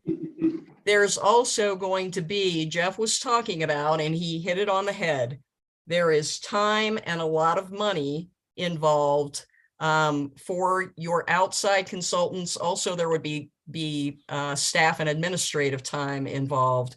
But in making those water rights available for your beneficial use, where you need them and when you need them. So the cash in lieu is not just equal to what someone would pay for water rights that are not yet available for your use. And it's a critical point that we have said expressly here. You may want to consider making it even clearer in the language in the proposed ordinance, just so again, when folks come and propose dedicating water rights, they will know, in fact, there are going to be additional costs associated with that as well. Thank you, Jennifer. I appreciate that. So shall we move on to Nathan and let him? I just didn't want to glance over the point about the differential in fees. Because there was a statement made that it's easier for staff or administration might be easier for staff. How was that determination made? Well, to me, it was more of an equity thing. In my mind, it wasn't necessarily ease of staff. It was an equity thing where people are buying in and they're bringing either cash or water rights that they would then be on equal footing with the people already in the town. And if that's something that council is not, that's fine. So it doesn't have anything to do with the. Well, it's gonna way that create we're a little more currently time. No, he's asking. Pay for fees water, right? You're talking about new customers for extraterritorial service versus existing extraterritorial customers. That's the distinction he's making. So I thought it was frankly purely ease of administration and not having two different billing rates for some folks outside and some folks in. The equities of it, I'll argue the other way. Right, it feels inequitable. Sure. So Yeah. Leslie, do you want to weigh in on that from a billing perspective? I don't have any issue with the other billing level. I guess my take on it. Sorry, Nathan, we'll get to the tool in a second. The recommendation is that somebody coming in under this proposed new plan will essentially be bringing the cash or the water. The people who are already on are just offsetting the benefit that they've had by tapping in without bringing something to the table. And so that's where I was a little, I think I was with you, Leslie, or at least I was just like, Yeah, I just feel like all of a Seems like sudden they're the getting a fairness is- 75% discount yeah, the fairness is to leave them in the system they're in. unless they pay. And if it's not the rate, unless you pay the rate that. That everybody else would. And if there's no issue from a billing perspective in our system, then yeah, we should probably keep it that way. Sure, that's a new change. Yeah, because that was the other thing I was curious about is just like, let's just say bring, was it 80 different accounts that you said were outside, right, something like that. Yeah. If they all of a sudden are paying in town, what is the financial impact of that? Going back to the discussions, I thought that there was some equitable reason. Well, I hate to confuse the equities on this, but at some point, paying twice as much for water as everyone else in town probably pays for the water rights that you would have brought in had you been required to in the first place. Right? Which is why you don't lower the rates. Yeah, but at some point, I don't know. Yeah. No, I love the point, but the, I mean, if we're talking about equities here and who's paid for what, they've been paying a double rate for a long time to make up for the fact that they didn't have water rights, they weren't part of the town, they bought the water rights, that sort of thing. Presumably that ends at some point. I don't know when. Is it over for somebody who's been out there doing it for 20 years versus somebody for 2? Could we So start, there's equities for you. could we start with putting them under the same restrictions that we're gonna put the new people on, get them down? You know, if you want your rate reduced, then you have to comply with the new rules for out of town. You don't get sprinklers. I don't know what else there is, but I'm starting it, you don't get sprinklers. I don't know. I think we could, they're contract, even when we have a contract with them. they're subject to- Incentive for more conservation, yes.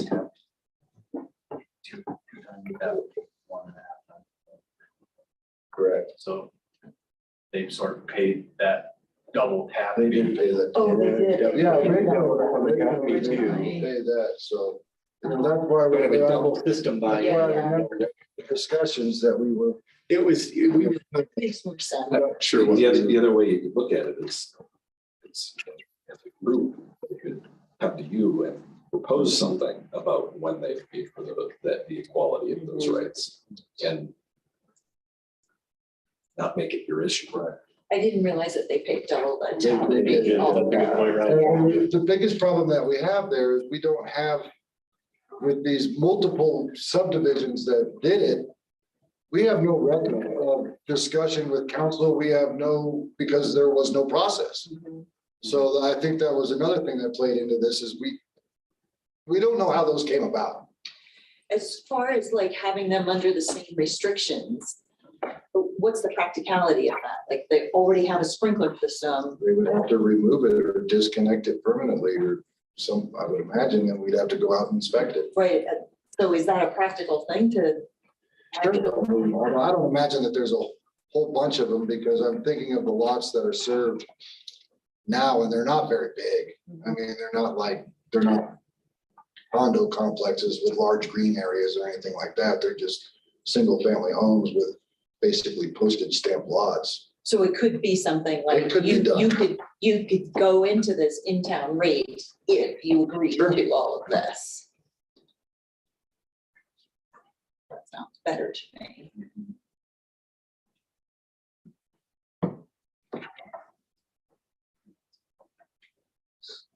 I'm good. But I can't wait to hear what maybe they do. Steve will keep- All right. Okay, Nathan. Nathan's got the answer for all of It's this. still a first reading. Yeah. Yeah.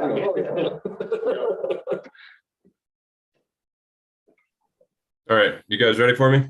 Yeah. All right, Bearing with us. good. All right, so yeah, my name is Nathan. I've worked with Jeff, I don't know, 5, 6, 7, 8 years now on some various different things.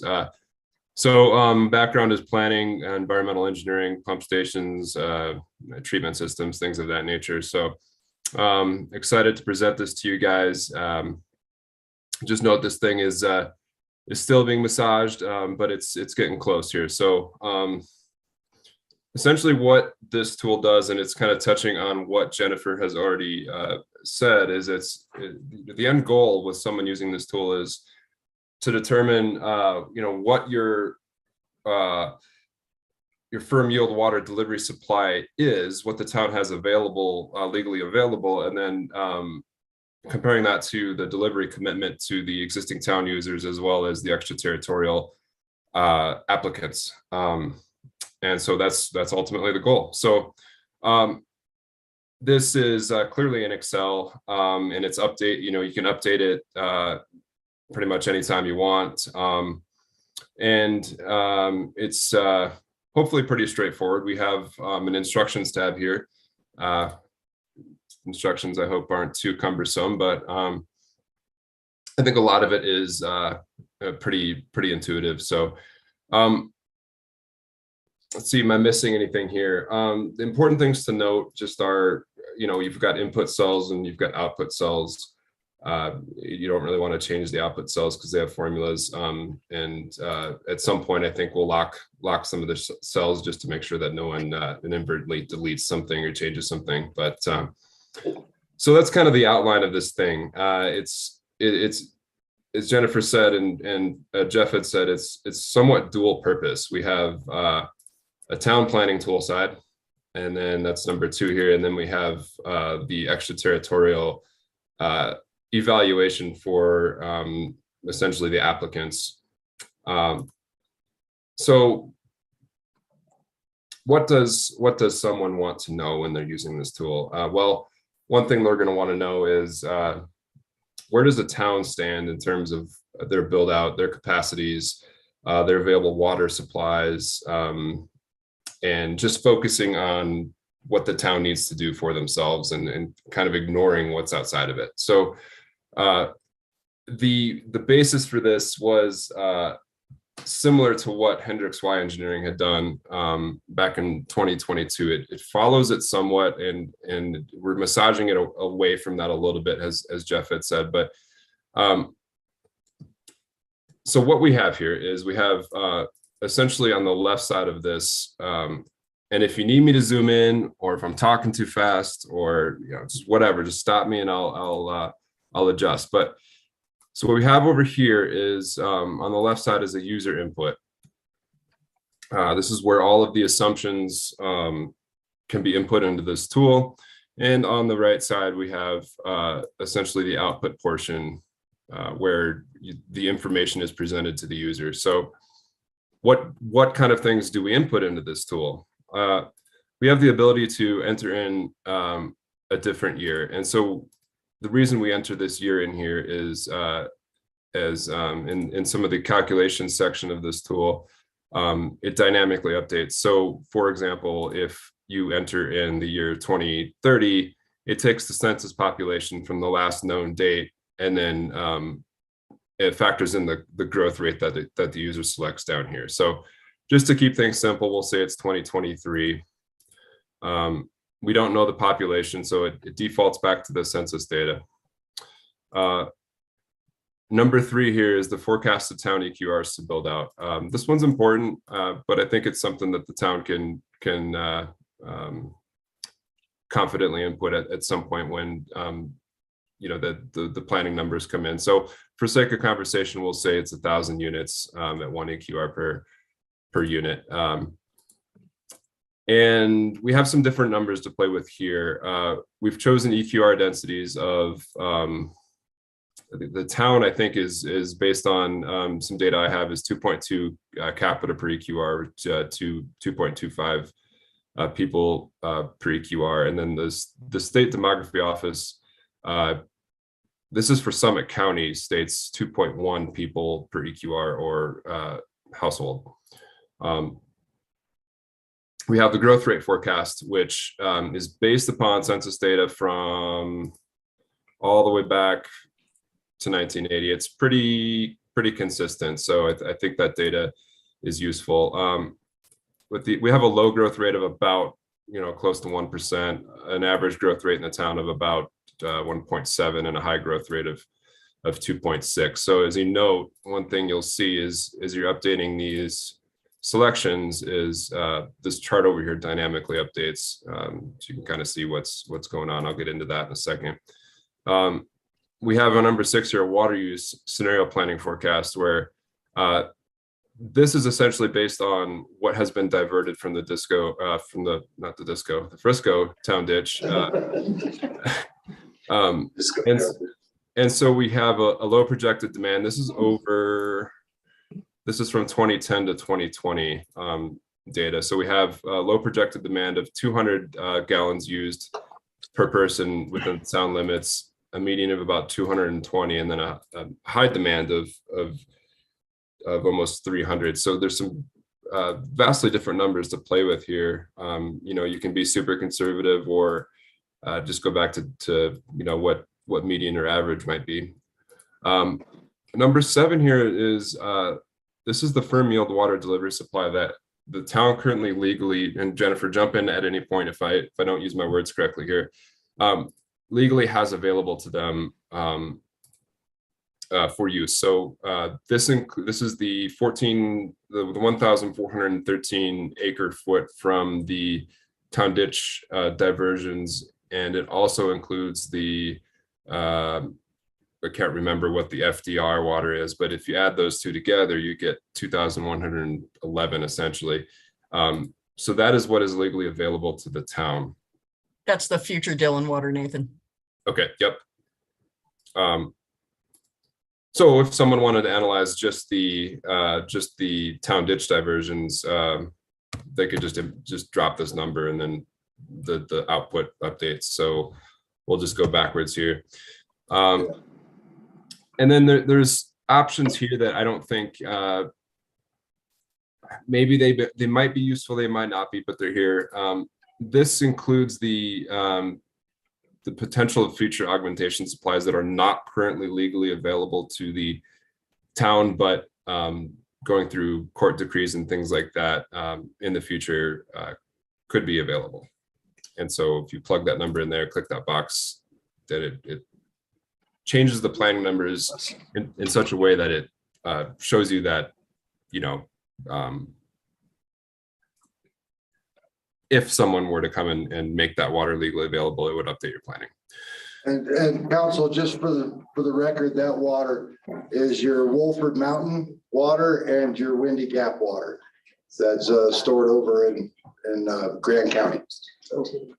But that water right now is not part of our augmentation plan. We would have to go to water court and pay all that money to make those come into the augmentation plan. Jeff, also a little bit more Green Mountain water goes in there. I'm sorry, Green Mountain, yeah. Okay, and then this one might be important at some point in the future, but this is essentially the new granted extraterritorial taps that are being tracked in this log. There's number 4 here. There's a log that if when a contract gets executed with a new extraterritorial homeowner, that you can track it in this log, and then it will show you what has been granted to the town. So you could plug this number in and then also incorporate that into the future planning as well. But to keep things simple, we're not going to use those. And this is an important assumption, and it can be dynamically updated at any point in time. But this is the wet water market price that again, Jennifer, if I don't use my words correctly here, please jump in. But it's essentially the court costs in addition to the consumptive use costs per acre foot. So maybe that's just as easy as to explain that. But I won't get into any more details. Jennifer, you're welcome to if you'd like. But we think that it's somewhere between 75 to 100,000, but we're looking into that. So let's see.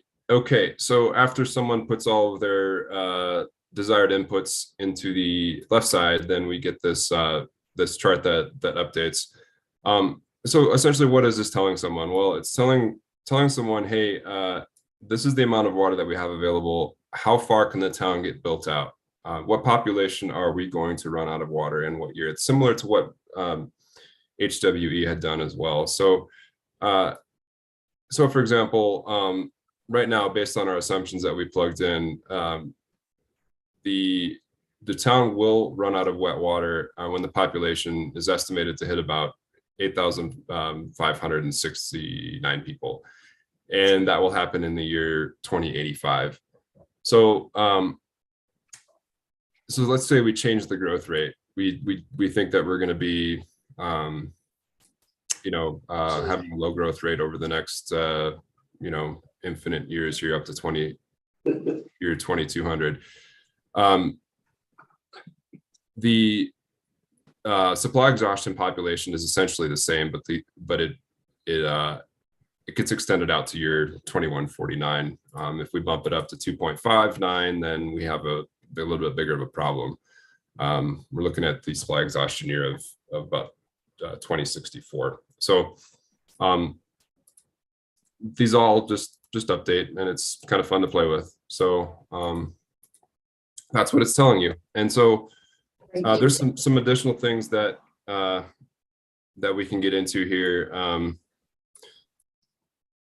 This is it does calculate the in-town water delivery commitment. It doesn't change much based on, hopefully I don't eat my words here, but yeah, so we ended up on the 0.55 here based on the median projected population. It does change quite a bit here.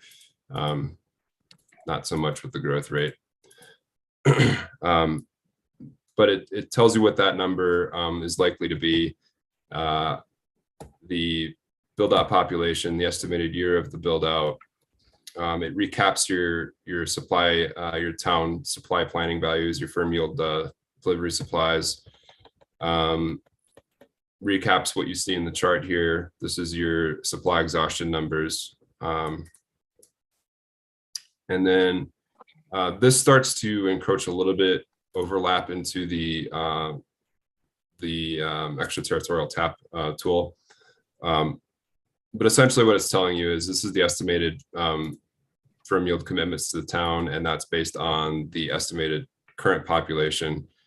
We may be adjusting this so this uses EQRs rather than the population. I think that's going to make more sense. We're going to have a discussion on that tomorrow morning. And then also it recaps what you have in the bank as far as extraterritorial. Clearly there's zero as we don't have any. Adds those together. What else is this telling you? It tells you the remaining commitments you would need just for the town's build out. And for this case, it's 550 acre foot per year. And then the year 20, so it's saying here that the total in-town water delivery commitments needed in year 2055. Why 2055? Well, that's calculating, that's the estimated year of build out is 2055. So it's telling you that the total that you'll need is 1,276 acre feet per year. This calculates the surplus and the deficit. There is no deficit based on what we plugged in here. So we're good. And then this is the estimated value that's basically pulling it from the user input over here. All right, I feel like I've been talking quite a bit here. Any comments on this? Just any thoughts generally? Basically, council, what this tool does for us is instead of having to go to a consultant every couple of years and tell us what we can do and what planning is, this is dynamic. We can adjust it any time of the year. Our thought is the water year in Colorado goes from November 1st to October 31st. So at the end of every water year, we'll plug in, okay, how many EQRs did we sell this year? How many extraterritorial taps did we sell this year? And with that way, we can just keep moving forward and see where we're going. And then that will help determine, okay, at what point in time in the future do we need to start going to water court and get those other water rights that we have laying out there? Because water court takes several years as well, you know, to get through. So that's, to me, that is that's where Nathan worked his magic on this is it's a dynamic day by day if we wanted to. planning tool for the future. Not to mention it creates the fee, you know, and so it's not just staff arbitrarily creating, okay, you're gonna have to pay this much this year. It all comes from this tool. And I think that it's gonna be very valuable to us, and it's gonna save us money by not having to you know, go to consultants every few years to do it. Say a big development wants to come in. Okay, we want 500 taps. Well, I can go and plug 500 taps in there and see where that takes us into the future and say, well, no, if we do that right now, the way it stands, we're gonna run out of water in 2030. Thad, did you have something? I did, and I know we're running a little late. I want to address, and I'll try and be quick. I want to address the second aspect of this ordinance, right? What has been addressed so far answers the question of if you decide to provide extraterritorial water service to someone, people, should they bring water rights or cash in lieu, and if so, how much? Right? That's what this whole discussion has been about. None of this discussion has been about the answer to the following question. Should we let any particular user or group of users have extraterritorial water service from the town of Frisco? Right? As a totally distinct question from how much if you're going to allow it. What our current code says is that the town council at its discretion shall have the authority to deny water service to out-of-town parcels. Period. That's it. Not real helpful. So in the red line, you saw a couple of places where there was a placeholder for Thad. I've actually put all this in ordinance form and I've filled in those placeholders, and for whatever reason, I think the shuffle of documents, the ordinance did not make it in the council packet. I want to talk with you very briefly about essentially the criteria that I've set up for answering that second question. Should it be denied on the basis that it's not in the best interest? The new language reads as follows, and again, just a little bit of food for thought for next time, and I'm sure we can get you the draft of this. I'm sorry it didn't end up in the packet. The new language would provide as follows. The town council at its discretion shall have the authority to deny applications for approval of extraterritorial taps or approve such applications with conditions should it deem such denial or approval with conditions to be in the best interest of town residents. Subpart 1, before exercising its discretionary authority to deny or conditionally approve an application for extraterritorial taps, the town council will consider without limitation whether the scope of the requested extraterritorial taps will result in detrimental secondary impacts to the town or its residents. Next subpart, in determining whether the scope of the extraterritorial taps will result in detrimental secondary impacts to the town or its residents, the town council shall consider not only the number of such taps then requested, because remember they only get requested as they come in with building permits, if you read it, not only then requested, but also whether those taps will serve part of a larger community or planned community that is likely to make subsequent similar requests. In such event, the detrimental secondary impacts of the entire community at its build out shall be considered. And then finally, in determining whether the scope of these taps will result in detrimental secondary impacts to the town or its residents, the town council shall consider matters including but not limited to whether the planned community will result in a degradation of service levels on town streets or intersections, and whether there will be an increase in demand for town police protection services, park and recreational programs and services, or other public facilities or services without attendant revenue to pay for the cost of avoiding the degradation of service levels or to meet the increase in demand. So in other words, that's the question of, are we going to provide service to these folks? And if so, on what conditions, based on what impacts? And I think after that determination, then this tool and the rest of the code determines what they bring in cash or water rights or otherwise. So I'm sorry that language didn't make it into the packet, but it's critical. The other substantive change that was left to me, you'll remember the code provision that says tap fees, the like, can be waived for affordable housing. I prepared a revision I think is necessary to avoid Tabor claims that says when those provisions are waived, the town reimburses the water fund from the general fund, because otherwise we have a fee versus tax issue under Tabor. And with that language, I think we avoid it. So with that, I'm sorry to no, that's good. Add time.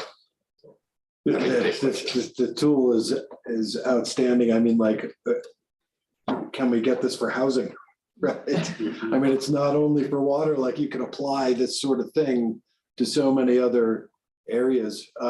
You know, so instead of, if we think about it, instead of just the one-offs of Bill's Ranch or Wyborg Park or wherever, think about Lake Hill.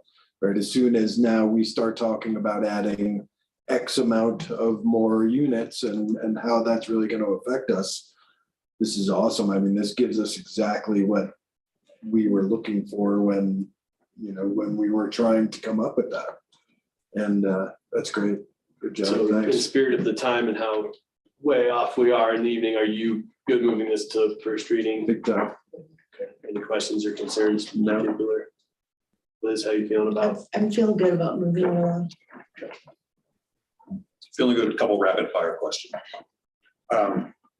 There's $1,000 permit deposit, plus you put up $1,000 to start to cover the consultant fees. To me, there should be, if we know going into that conversation, it's going to be 2,000 or 10,000, there should be flexibility to be more transparent with the applicant, to charge them the retainer that is reflecting what we estimate to be the reality. If it doesn't get used, they get it back. I don't want to see people coming in giving $1,000 and then being surprised and angry. And we 2 weeks later, another 1,000, another 1,000. Sure. Well, I think in that respect, those costs would be coming for people bringing water rights. And then we have to go rely to our water attorney to say, okay, well, it's going to cost this much for me to review it. So I see where, I don't know how we could estimate that. We struggled a little bit and we talked about the one-off from Bill's Ranch coming in with his wells as a single individual versus the community water rights, that person is probably going to say, here's your dollar amount for cash in lieu. And that'll be the end of it. I mean, it might go far enough to send it to our consultant and say, would you take a quick look at the well rights over here and make sure, that we're good. So we struggled with that as well, because the thought was on a lot of these small ones, 1,000 or more than cover it. Then On the big ones, it's gonna come not even close. Then give us the flexibility in the language to make that initial determination. No surprises. I think when I read it, it wasn't clear, so I'm going to assume everybody else it isn't. A handheld sprinkler should be called a handheld sprinkler, because otherwise we're going to get people putting out their little lawn sprinklers. I just be real clear. Not only are we not allowing permanent sprinkler devices, but it has to be a handheld hose thing, whatever the language is. Watering. Stand there, that's how long. I assume we're recording the right of first refusal in the recorder of deeds. That wasn't that clear, but I prefer not to insert it just because there's so many places in our code where we take documents that we are going to record, and that's in our possession now, so we can do with it what we want. I just don't want to set it up as a requirement some places. Somebody say, oh, but your code doesn't require the recording of it here. Okay. We're going to record the right of first refusal. It's useless without recording, as you well know. That's why. Against anyone but the person. That's why I like. We will, just like a deed, we take deeds and. I'm good going forward. The only question I will have when it comes forward, well, I'll have lots more. But the question I know I'm gonna have when it comes forward is, give me the example of the Bill's Ranch person who comes in, what's it gonna cost us? We can do that with this tool. Just give us a hypothetical. We can do that with this tool. We can actually operate the tool right there for you and let Did you you know. say what that? it'll be. Sorry. I was just trying to do the math in my head, because that was my question too, but yeah. Yeah. Well, we were playing with this, just so you know, when we were playing with this, it was in the neighborhood of $7,000 to $8,000 was the cash in lieu of. I fee the whole thing, the $1,000 building permit. Okay. Bill's Ranch guy comes in, says, I want to tie in, how much is it gonna cost me? Soup to nuts. Can I get clarity so we can adjust it in the ordinance right now about the 1.5 times and 2 times extraterritorial? Do we want to keep that or do we want to? I thought we had consensus with, put it under the same rate structure if they have the same use restrictions. Yes. It's, yeah. Okay. Ruminate on it. There's two, there'll be two. Yep. All right, this will come back to you first reading on February 28th. Thanks. Deborah, Nathan, thank you both. Thank you. And particularly. Thanks, everybody. Good Thanks, night. Nathan. Thanks, Jennifer. Talk to you tomorrow. Thanks. I don't think my computer has the power to rip the spreadsheet. Well, we were. Yeah.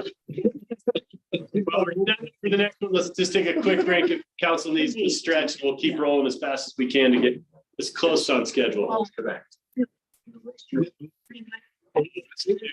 Not, it's in my. Perfect. So Visitor Information Center, PMGC, pre-construction services contract. Yeah, quick while we're setting up this thing.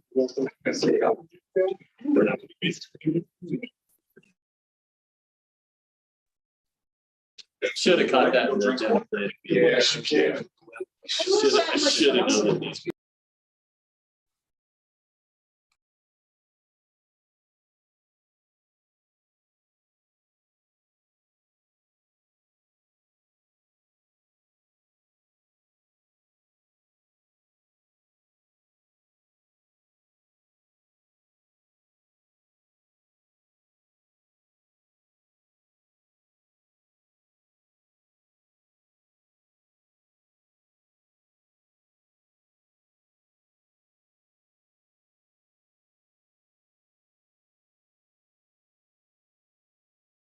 Pretty quick, straightforward. No, stay strong, Rick.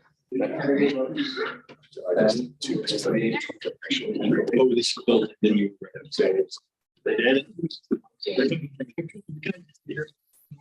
We'll get into this, but here it's like, slice. Yeah. It's sensitive. It's so.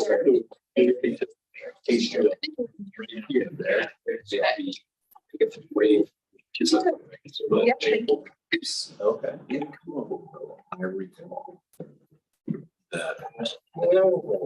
Sorry, Ms. A little off schedule tonight. Childcare support. So I was gonna say, you're invested in that conversation, literally. Most excited I've ever heard. Ever. I was like, I'm done here, let's do this. Yep. But if you messed that spreadsheet up. Spreadsheet's a good solution. It's pretty simple. Really? Is there a way to get it? If we did it, I used state, well, there seem to be a little ways that the others, so the reason things is going to hurt you. Yes, because they know if there's 3 seconds, 3 options, putting this one in there. This one. It's, I think it just goes, now we have the original water assessment, gave all of those. These guys agreed with their number. Yeah.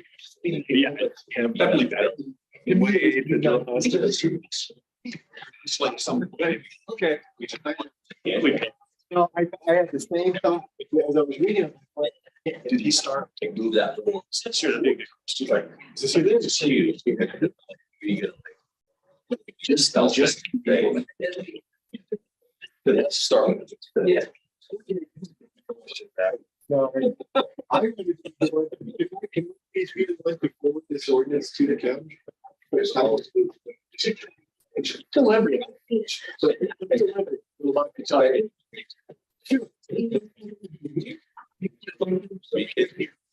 Right? We don't know. Is what he handled. The last year's they had read. So you don't need it, but there's eight. You're saying you guys need it. We don't need the water. No. I mean, I'm sure it was also. It's not like they want.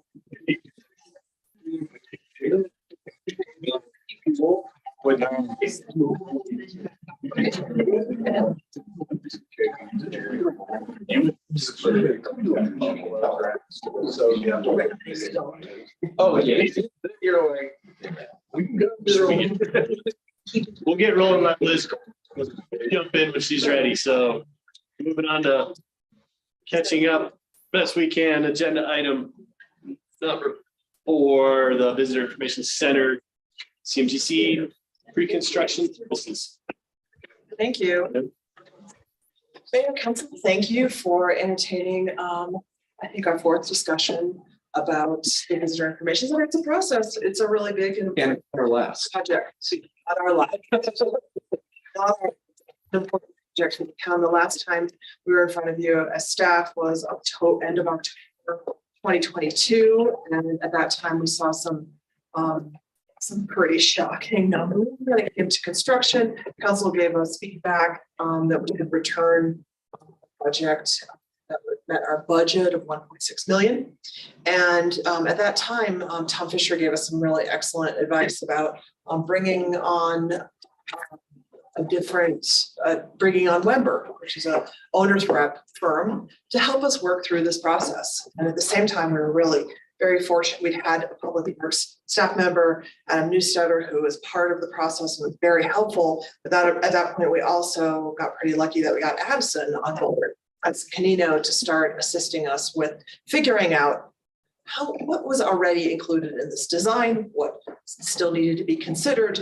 Could this project potentially be built, even the expansion, could it potentially be built within that budget? So we're still looking at it, the two different options. What can we build within that budget? How can we maximize the funds that we are going to use for this project? And Wember came on board, Sarah Hoover and Dave Detweiler, who will be joining us via Zoom because of weather issues. And again, we're very grateful to have Addison on board, and Sarah and Dave. We've seen a lot of progress in understanding the scope of the project and what we can potentially do. So with that, I'm gonna peace out. I'm just gonna move over and let Addison take over. Thank you. Thanks, Vanessa. So basically, what we're doing moving forward is, we met as a project team, and it's like, okay, now that we have the Wember aspect of the team now involved, how can we maximize our efforts here? What's our new avenue of approach? How can we get this done? So we have 2 projects currently that are working under CMGC. It's a relatively new thing, but we're seeing the fruits of our labor in the 2 new projects, Slopeside Hall and Graham Park. Stuff is going incredibly well for those. So, Wember said, hey, it's a new formula, but it's proven. So why don't we apply it here? Well, that's exactly what we're doing. We are very excited about this. It's a very big community need. And we honestly believe that we can achieve an expanded footprint of the building and stay in budget, which is why we're going down this course. We believe. I didn't say we're going to. I said, I guarantee. Yeah, we believe. The recording's on, right? Yes. Yep, you can play it back to me. But that's what we believe we can do. That's what we believe we can do as a team, which is why we're going down this. I think it would be a disservice to the community to not put forth our best foot forward and try this in our pre-construction services. I don't want to take too much of Wember's thunder here, but I definitely would like Dave and Sarah to jump in here, because Wember is an outstanding new addition to the team, and they offer so much from their experience that they have, and it's already showing on the project. So on that note, Dave and or Sarah, whomever wants to speak first, fire away, please. Sure, I'll jump in. I'm Dave Detweiler. Can you hear me okay? Yeah. Yes. Great. So just a little brief history. We've got Paul Wember on as well. He's the president of Wember. Little history is that Tom Fisher and I go a number of years back. In some of his previous lives, we have done some projects together. So we've got a working relationship prior to this. But as Addison said, when we hit the ground just to come up and see where you were and where things could go, we all agreed that this was worth the effort to try to get that expanded footprint. As we evaluated the estimates that you had, which were very preliminary, we felt pretty strongly that with a team effort, we could work the scope and work that budget back to something that worked for you, and that really was going to be a better project. One of the things we did is at the time, we had one contractor's estimate in hand. We felt strongly that it was worth, not that we had any concerns about that budget, but we just wanted to get a second opinion. So we brought in another contractor to independently run an estimate, just so we could have a check. Spent some time in the building to make sure we were understanding issues like asbestos abatement and utilities, things that can really impact a budget as we put together all those all-in costs and make sure that we haven't left anything out. And what we learned from that second estimate is, yeah, we thought we had a good fighting chance. So we put out an RFP, request for proposal, for contractors to come in on this DMGC sort of approach. We got 2 responses, which was really good in this market today. A really, really competitive market. People are busy. It's tough to get folks to respond, but we got two quality contractors, and we're bringing forth tonight MW Golden, who's done work for Frisco, done a lot of work in the mountains. You've got a good track record with them. All we're looking to engage them in is pre-construction services, which is $3,500. And if we get through this effort of working with them to come to a guaranteed maximum price, and that price doesn't work for you, you're only obligated for the money in this pre-construction services piece. If the number does work for you, then we move right into construction and they can build it. And we've also competitively bid their fees and their general conditions as part of this selection process. So that's already set if we do move forward. So that was a lot. I'm trying to be quick because I know you're late. But we're open to questions and concerns. Great. Thank you, Dave. Appreciate that. You heard of questions, concerns? This is exactly what we've needed, for these things, because otherwise we don't know what we don't know, and these guys are the experts here, and you're a great closer and getting things to get to that end, and it's awesome. And this will only facilitate that, and it's great. This is exactly what we need. Just like that other tool, like how much we keep doing this, like keep it coming. We're like succeeding here. And I think it's also worth noting, utilizing MW Golden for these pre-construction services, coming with how, let's be honest, razor thin the budget will be. If we're going down this avenue of approach and we want this expanded footprint, it's going to be a razor thin budget. And part of the rationale for, utilizing MW Golden services, they have a proven, tried and true track record with projects in town, and their value engineering / scope adjustment theory is proven. And we saw that with the public works expansion. They came to the table time and time again. Hey, we have a contractor who proposed this. They've used this in a different. So that is something that they are always thinking about. And, they also think about a longevity piece to that too. Of, okay, well, let's think real long and hard about this because, all right, well, it's saving you money up front. In the long run, what's your maintenance cost going to be?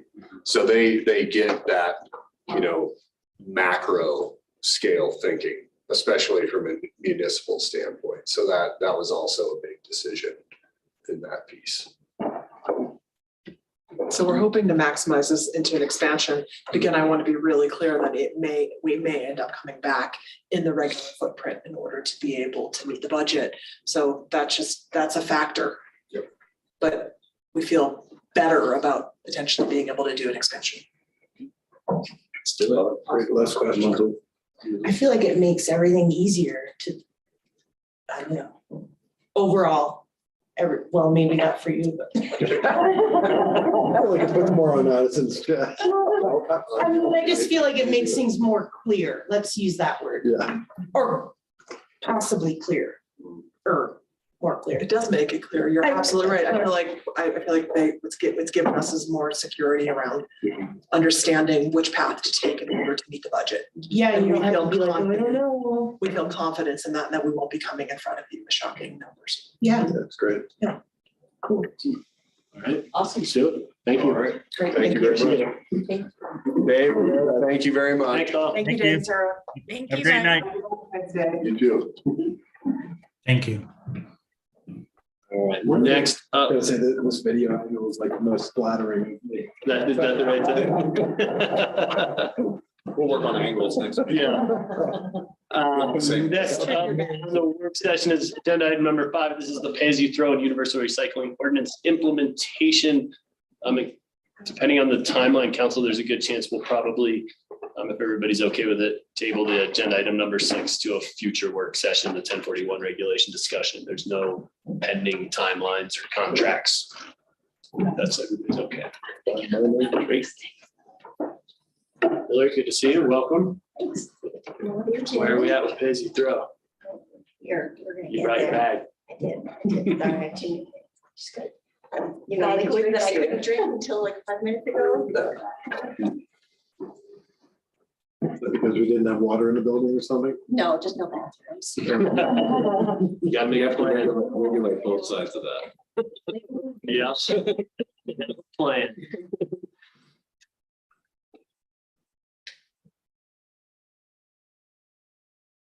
I'm just gonna make sure that we can control it.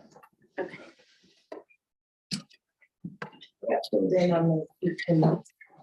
Good. Oh. I can't imagine. I mean, that's probably why I deal. I heard at the end would be a little long tonight.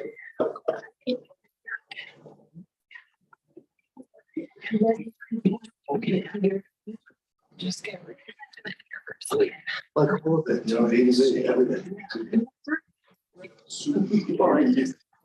You said.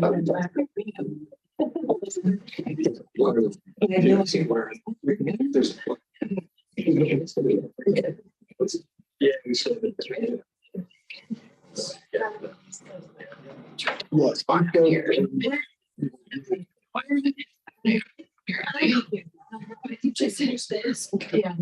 Yes. So many changes.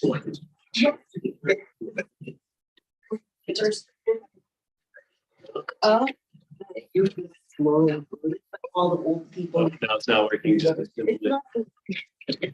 East Coast. If you just like hit the air. Did you try looking anywhere? That didn't work? It's a nice picture. Oh, there it is. You caught up. Okay. It was a little tired too. It's okay. All right. We're ready. Sorry about that. It's been a long time. Evening. So thanks for still being here. Good to see all of you. We're here to give you an update on the pay-as-you-throw implementation, where we are now, and what we've been up to since the last time we all talked about pay-as-you-throw. So I know that was a little while ago, so I just want to talk really quickly about why we're doing pay-as-you-throw.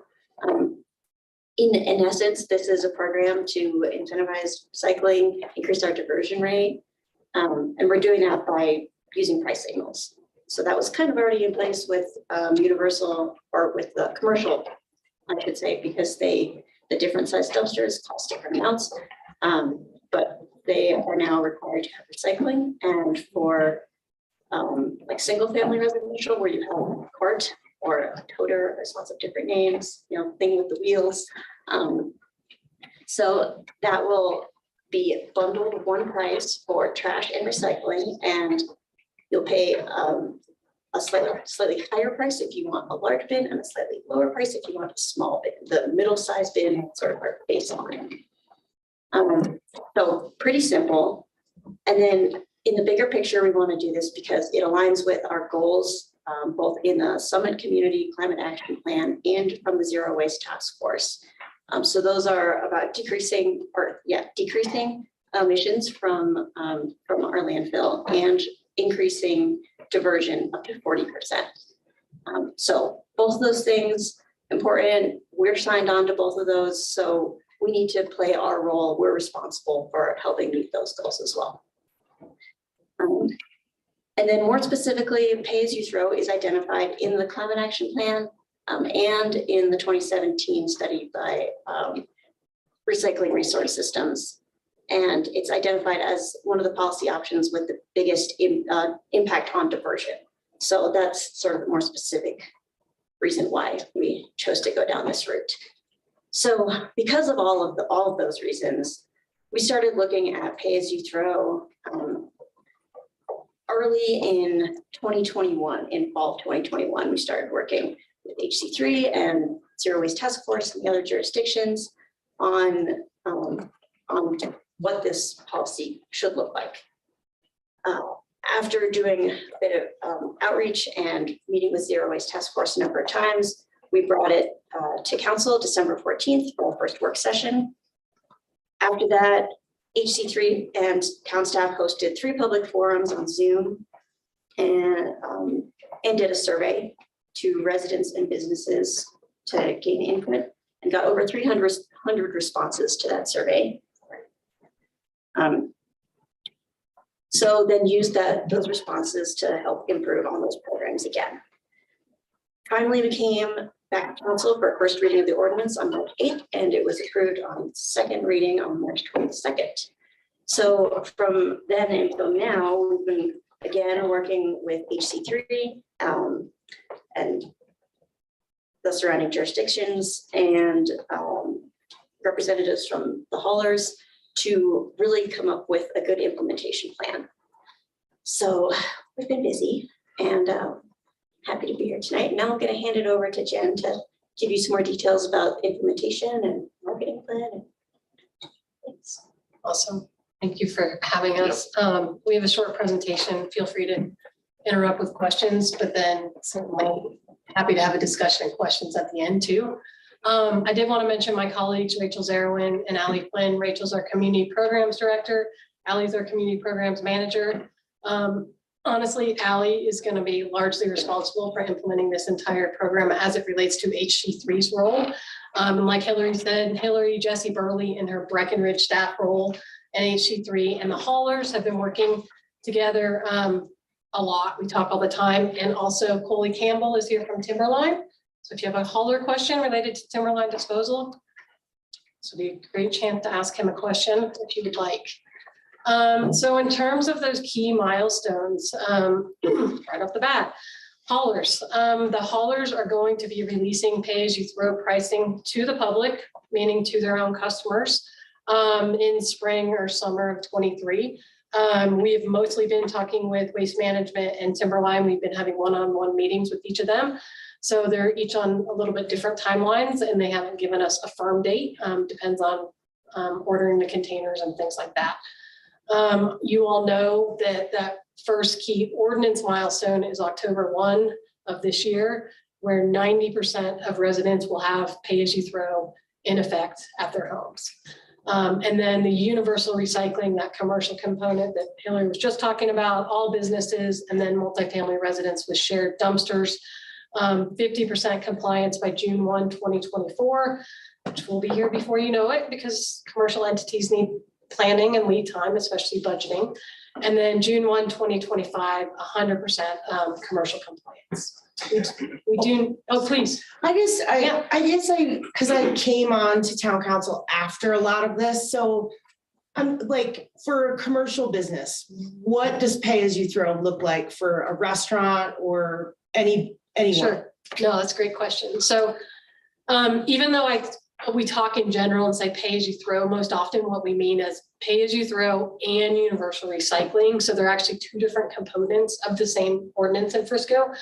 Pay as you throw applies to people who have, like Hillary said, the carts, the rolly things at your house. For a business, regardless of whether you have a cart or you have a dumpster or you share a dumpster with another business, what will have to happen is that by June 1, 2025, all businesses and multifamily units will have to have recycling collection on site. So you'll have to have a hauler coming and picking it up. And then there's some other requirements, like you have to have 50% of the volume of recycling compared to your trash. That's, and if you're a business that produces a lot of glass, then you would have to have glass recycling, but that's not a requirement for all businesses and multifamily units.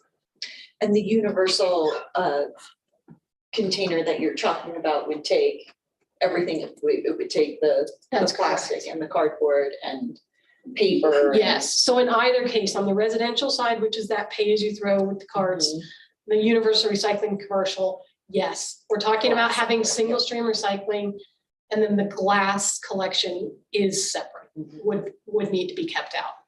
And so is the actual dumpster style changing, or what, how would that? No, I mean, there's a lot of businesses that we think that we don't cross the entire community of Summit County.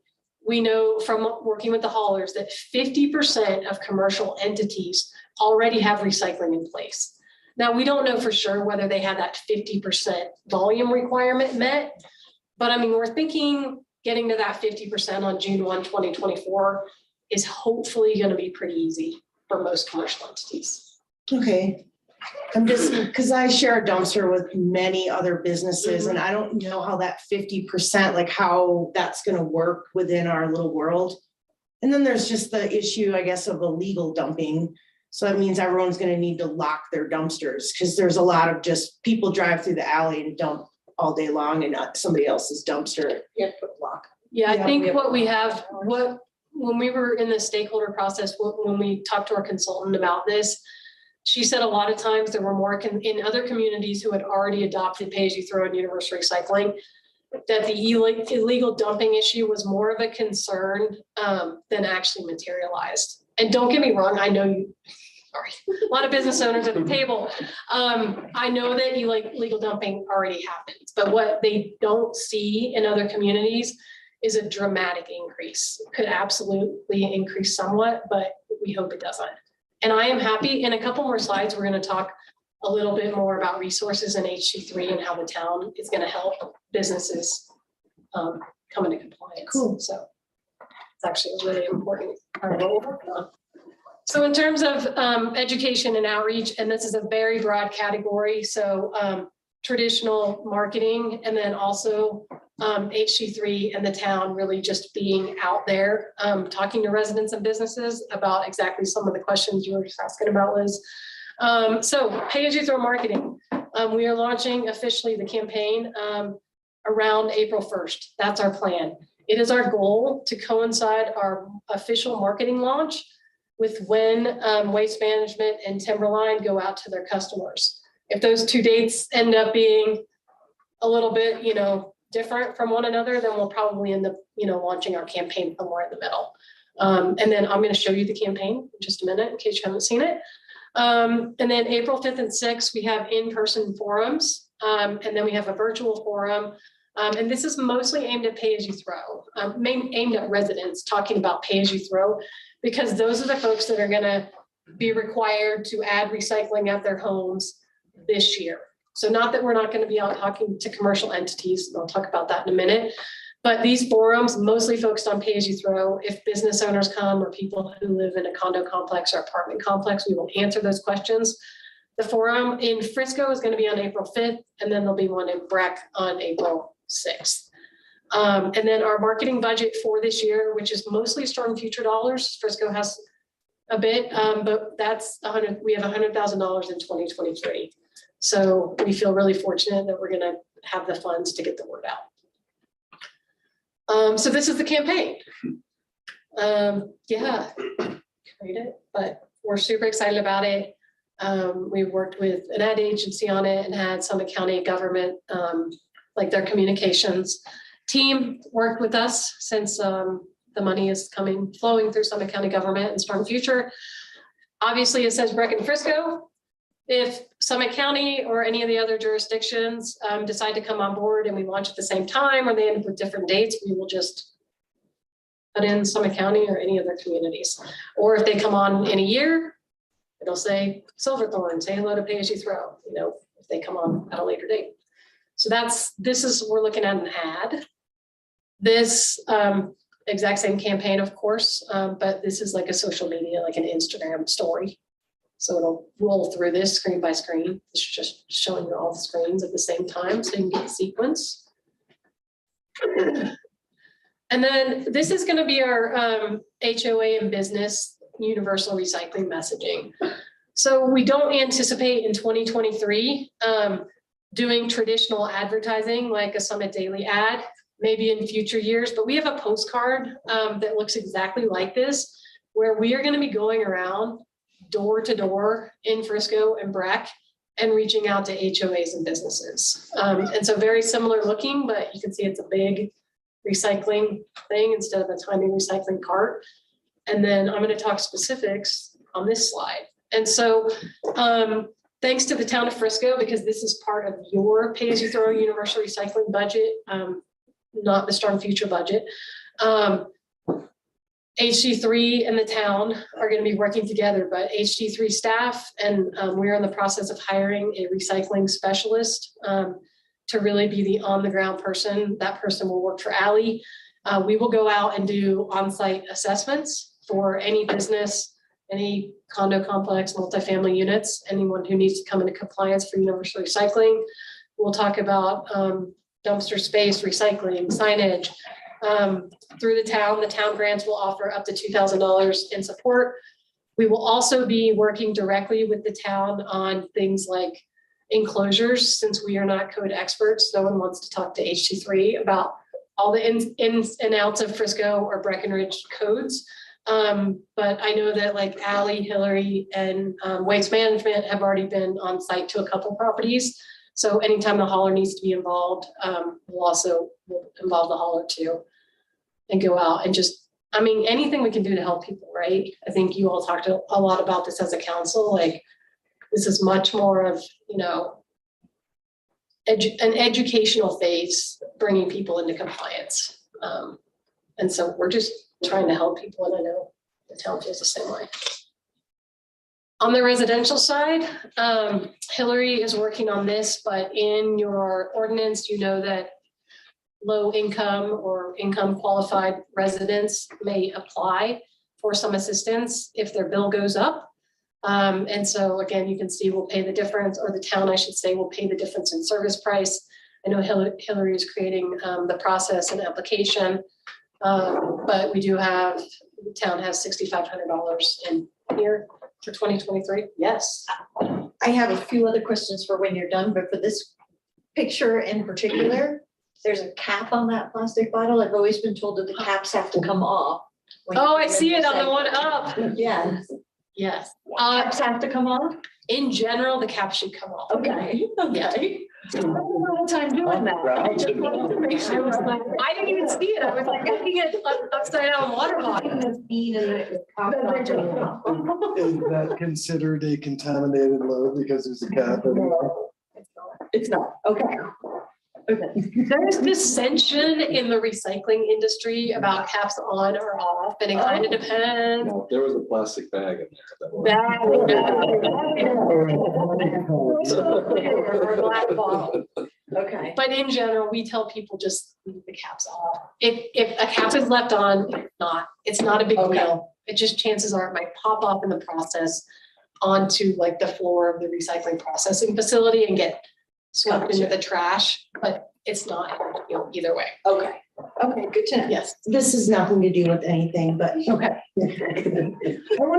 I've done it a long time ago, but could we do a tour again Yes. of the recycling facility? It's so fun. I would like that very much. I got lost last time. Anyway, sorry. There's two ladies behind you who are very excited about that. Okay. So they can coordinate with the scrap team. We would love to have you. Sorry. Please do. Tom might want to come up too, or Betty. Field trip. They're actually building a new single stream building up there right now. And I think once that's done, then first of all, I'd like to get up there. But I think we need to bring lots of you all up there. Oh, look, questions. Oh, sweet. Well, I honestly, we will, this is meant to be a discussion. So I'm trying to keep that short. for me as a business owner, I just have, you know, those budgety things in my head, like what, how will the cost change as far as what I'm already paying? I can't figure it out in my head. I don't know how to look at it. Like I know, because we pay for private recycling through somebody that comes and gets all of our stuff and. Like Summit Recycler? No, Just- private business, right? Yeah, just a friend who's just. Oh. Well, is it kind of what I'm seeing from what we've been sent? If you're already getting trash and recycling picked up, then going to pay as you throw will have relatively limited difference in your life. Well, I don't know, Correct. because of what I pay already for recycling to a private person is very affordable. So I'm just like, whoa. Well, as long as you're recycling for the business, 50% by volume compared to your trash, then you might already be good to go. But I'm in an understand you're HOA, so I sharing- share, like, Yeah. I will be sharing these Yeah. things. I can assure you this, I do not mean this to be a cop-out at all, but I do think each situation is unique and that we need to come take a look at the HOA. Yeah, cool. We I mean, definitely had like when we had a few business owners in here advocating for council to adopt it. I know there were like a lot of numbers thrown around and that Dan had numbers and Bonnie Cotto had numbers but I felt like each of them was different. Right. In general, I do think it's important for you all to understand that if a business is not recycling right now, or a resident is not recycling, paying for recycling service, either way, costs are going up. So if I'm not paying for recycling at my house right now, I'm only paying for trash. I'm now going to be required to have recycling. It's all going to be bundled in one, which is awesome. It's at my house. It's going to cost me more if I don't have recycling now. It is the same for a business. Any business, you can over time, as a business especially, you can reduce your trash. If you have a 6-yard dumpster right now as a business and then you start recycling, over time, once the business and your guests start realizing recycling's there, you will absolutely reduce either the frequency of trash service or the dumpster size. But will it ever net to zero? I'm not sure. I mean, Recycling does cost. How do we calculate the 50%? Because like, what if in my building, everybody recycled? And then we just had a trash dumpster? Like, I don't know if that's possible. Like, do we have to have the recycling dumpster if everybody's already recycling on their own? I think it does need to be trackable, right? So if you're using a private person to come pick it up, fantastic. We just need a way of tracking like how often you're picking it up and how much they're picking it up, and then it becomes pretty easy math. Going to So- the recycling center is no longer an option. Is that where you're headed?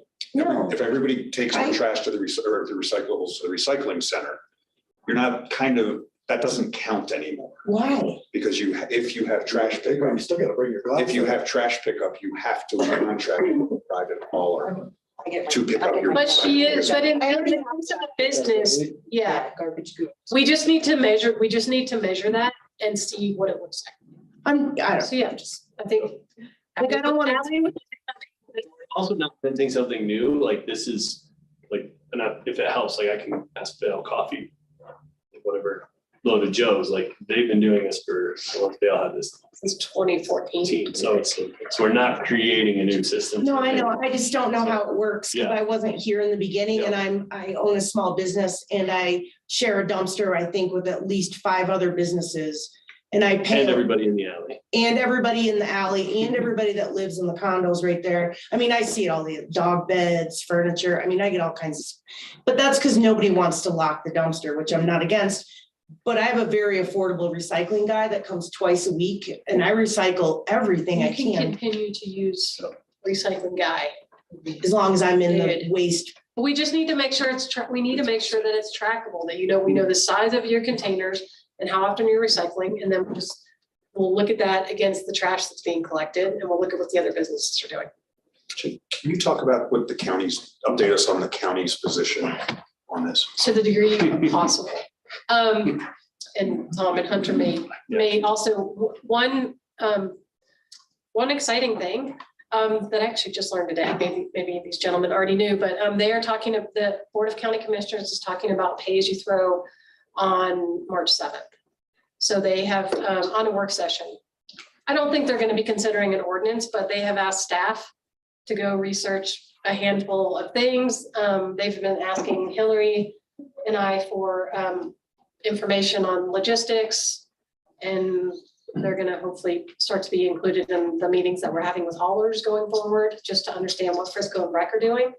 But they seem interested in at least discussing it, and it's on the agenda on March 7th. And one of the particular parts that they're going to discuss that we heard was those neighborhoods like we've already discussed tonight a lot, like Wyborg and Bill's Ranch and Frisco Heights, where some people don't realize they're not actually in town, they're in county. The county can do a pay-as-you-throw program for those neighborhoods in conjunction with Frisco to get rid of any gray area or confusion for the haulers' benefit and for ours as well. So My only point is, a huge component of this is to limit the amount of trash that's going into their landfill. Why are we burdening our residents with the additional cost and our businesses with the additional cost to solve a problem that the county doesn't seem motivated to participate in on their landfill? Well, I hope that the county adopts it, as you know, But and if- Breckenridge were our leaders. Am I misguided in my view? Because if I'm not, I'd like council support to say, county, if it doesn't matter to you, then why should it matter to us? If I can, why does it matter to us is because our recycling rate is dismal at this point. And so if we can affect any change to what our recycling rate, it doesn't matter about the landfill. That's, That's my, it doesn't, if this isn't about the landfill, then let's stop talking about it as if it's about the landfill. Part of it, there's a part about it. And okay, and how can we pressure the county in that way? been trying. Okay, I mean, for me, it just boils down to it's the right thing to do, period. Doesn't matter what the landfill's doing, the county's doing, Dillon, Silverthorne, or Breck, like. I this think it's is the right thing to do from an energy standpoint, from a climate change standpoint. But if the county isn't motivated to solve the landfill problem, then I guess it's not a problem. From a landfill, yeah, it's not our problem. Right.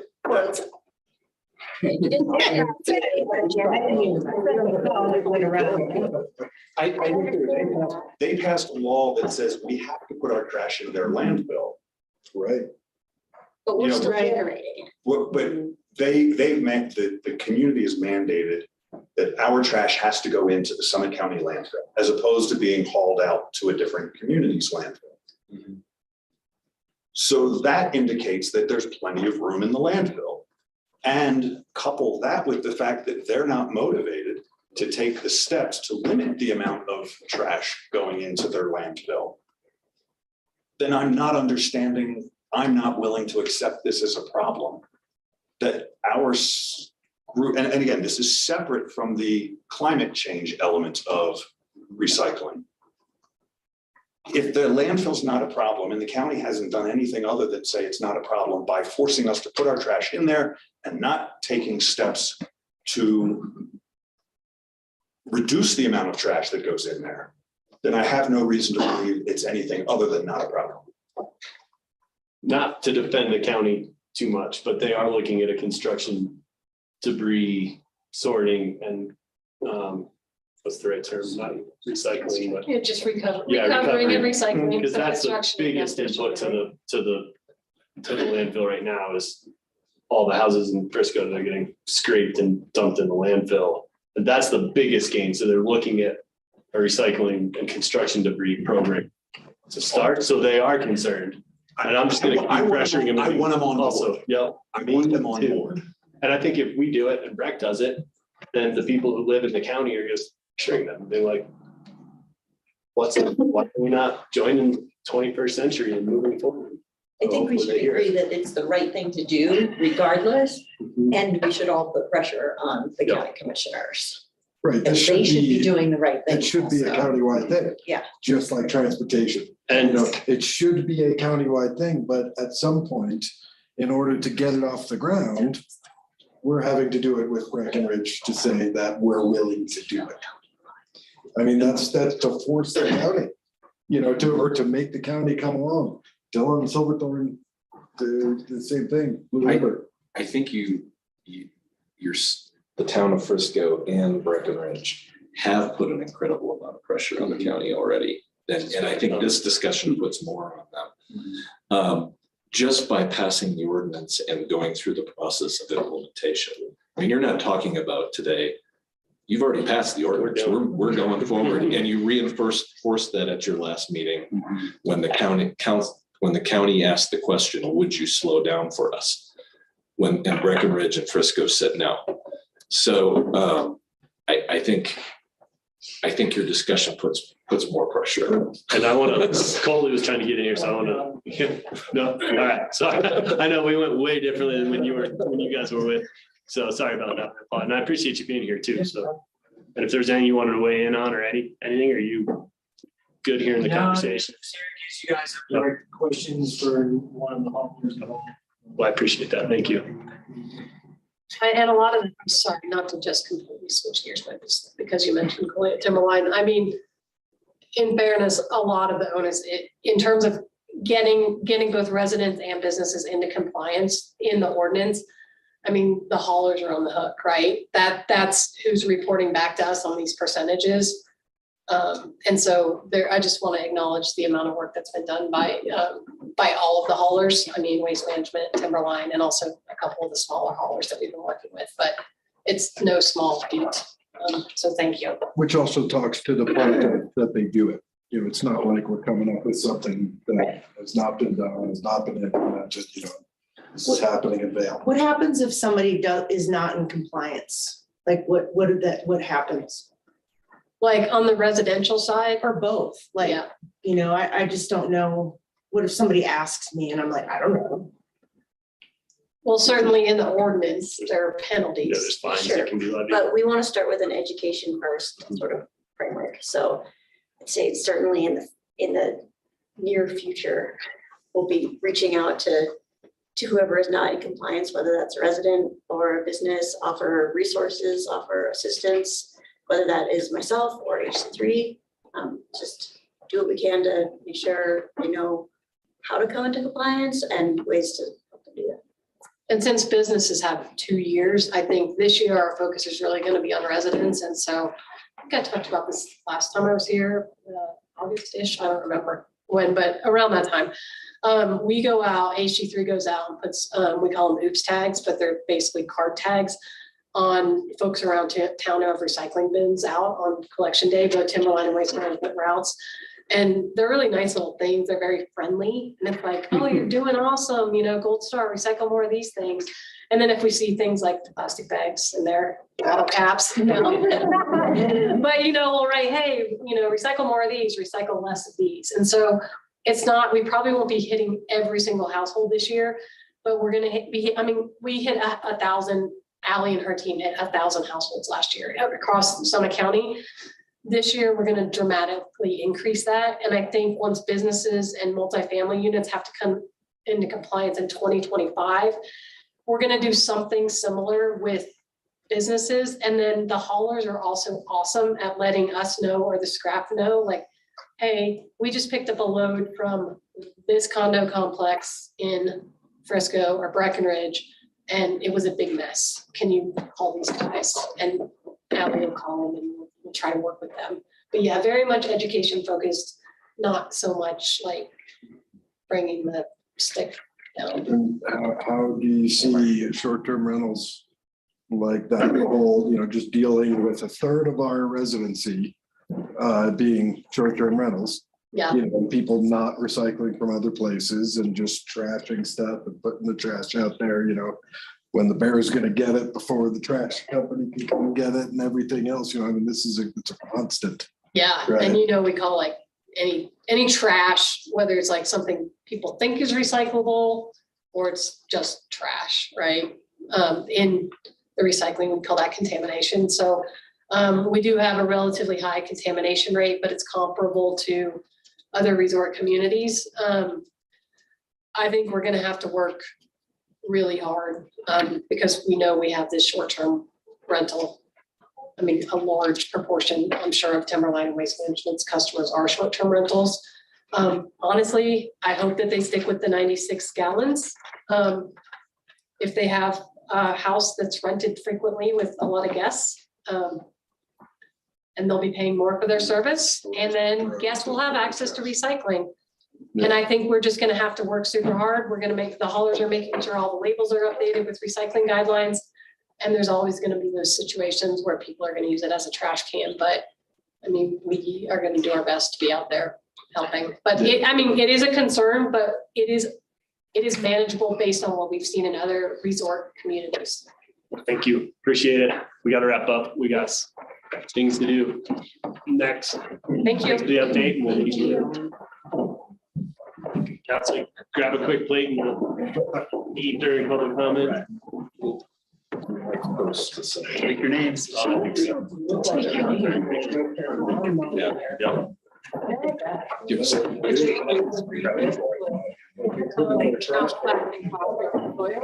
Like weeding your garden. This is.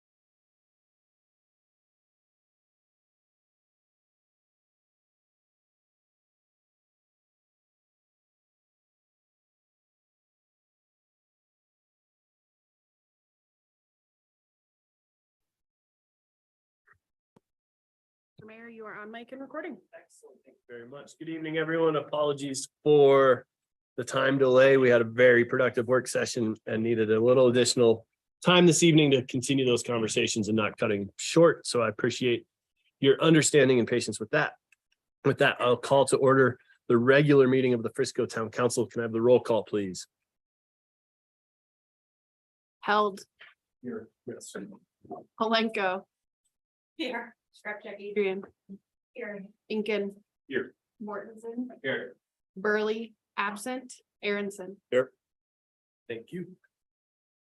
First up on this evening's agenda is public comment. Anyone wishing to make public comment may do so now. Please be topic specific for anything that is not on this evening's agenda. Limit your comments to no longer than 3 minutes and state your name and address for the record. If you're joining us online, you can unmute yourself, raise your hand, and I'll call on you. No one in chambers and no one online. I will close public comment. Back to mayor and council comments. I got a couple. I know you do. Yeah. Well, as I've alluded to in the past, I think this is like one of my favorite weeks in the winter because of all that happens in Frisco. The Gold Rush was awesome. We had a record turnout. Staff was really knocked it out of the park, but the numbers we had, parking was super cool. I went over there. My wife did all right. But it was just great to see everybody out there. There was another big race going on at the same time over in Eagle County, but we had our folks come out, right? It was a really great local event. And again, in talking to Pete Swenson and his crew that was out there in Lindsay, just forecasting what Slopeside Hall is going to bring us. It was really great to see and be able to forecast the future out there. Man, and that then it culminates with spontaneous combustion. I mean, that is just, if we're going to do fireworks, I mean, wintertime, please. So again, another great event. And with that, I saw Diane over at the Gold Rush. I saw Vanessa and her crew over there at Spontaneous Combustion, which brings me to Veronica. Thanks for all your time and your work here at Frisco. And from one ski patroller to another, oh, the places you will go. And with that, I can't contain it. I mean, I warned you guys.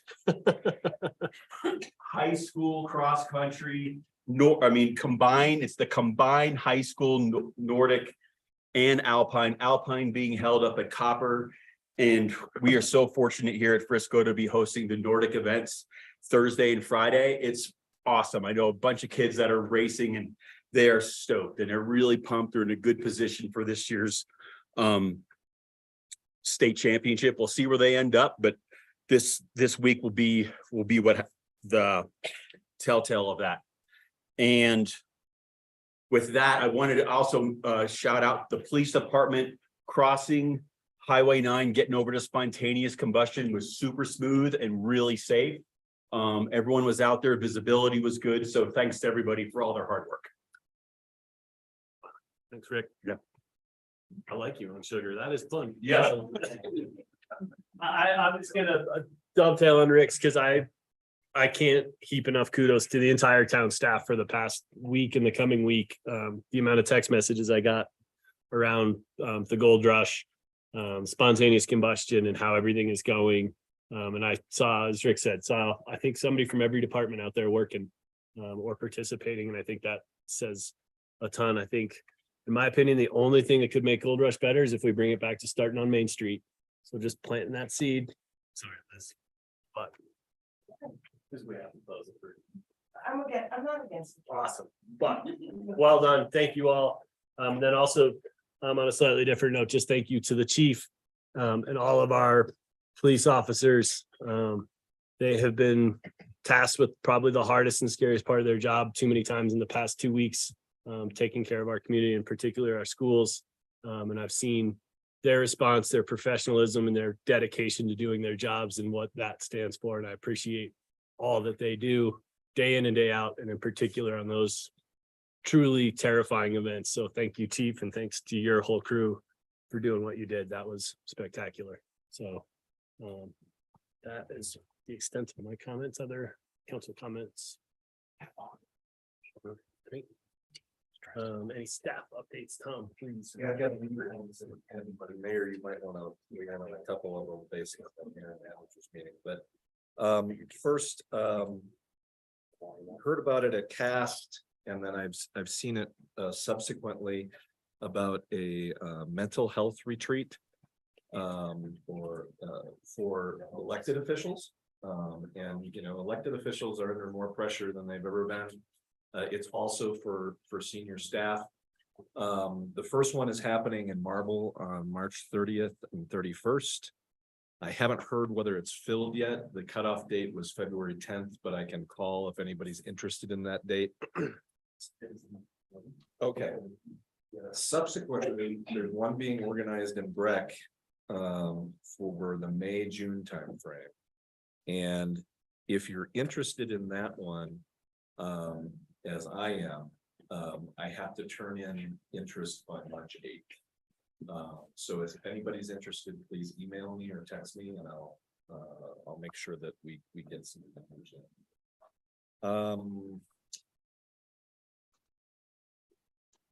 Mayor, I don't know if you want to talk about briefly about the USPS lawsuit that Crested Butte is promoting. There's been some happenings in the last couple of weeks around the post offices locally, but it is still a huge Mountain States issue. And then I've got a couple of legislative updates from that meeting. Sorry. Jump in and on the first point, I've talked with Skippy Mesereau, who's a council member from Aspen, who's really initiating the mental health trainings and awareness for elected officials and senior leadership. What he's doing is great. Full support. I think if anybody from council or senior leadership would be interested, full support of you attending. It's yes, we've stepped into the public light, but we have taken a shelling, and we do not always have an easy job or get fair credit for how hard we work. So I know the toll that takes personally and on the rest of staff. So please take advantage of that if you're interested, because it's worthwhile in my opinion. On the postal service front, I would love council's thoughts. And if you want to think about it, because it's a big conversation to have, we can put it on the agenda. You can speak with Tom on your one-on-ones, but as alluded, the town of Crested Butte is looking at going into a lawsuit against the U.S. Postal Service for failure to follow through with their legal mandate of delivery of mail service to rural mountain communities. They've got a handful of other communities that have signed on, I believe. Silverthorne and Dillon have signed on to be parties to that. Us for support. I don't know where it would lead, but I think we've all seen it. I think right now we're in a very fortunate spot with our post office, but we know not long ago we had to send Public Works over with a roll of duct tape to measure out 6 feet on the ground because they couldn't even accomplish that. So I think to support our other local communities, I'd be in favor of joining into that suit, there's financial implications to start the process. But he's adamantly against it, opposed, or if you need more time to think about it and get back to Tom, that's fair as well, since it's a big thing to think about. But I'm pretty against it. I just don't feel that that's gonna fix anything. I don't know that that's gonna fix the situation. Potentially make it more difficult on municipalities working with the state, federal government. My personal. why we got to do it as a group of 7. So that's why it's important. So I appreciate that. I'll advocate for option 3, which is let's learn a little more. Okay. Take whether it's one-on-one or a presentation of what is the lawsuit, what's it mean, how much it's gonna cost us. What do we hope we'll accomplish? Sounds good. So we'll get more info. Tom will share that in your one-on-ones and yeah. And for no other purpose than it's gonna be a chat, there's gonna be chatter about it, so I'd like to be informed, even if we're not in it. What are Dylan and Silverthorne getting themselves into? I would say the discussion around it at Mayor Manage, specifically from, they were looking at it as more of a public relations spend versus a legal spend, considering that it probably doesn't have any legs as a lawsuit, but mostly as getting in the news that there's a problem. They've already accomplished such that by the threat of a lawsuit. So, I will get more information for council. I keep you up to date. Some of it's intended purpose. So, yeah.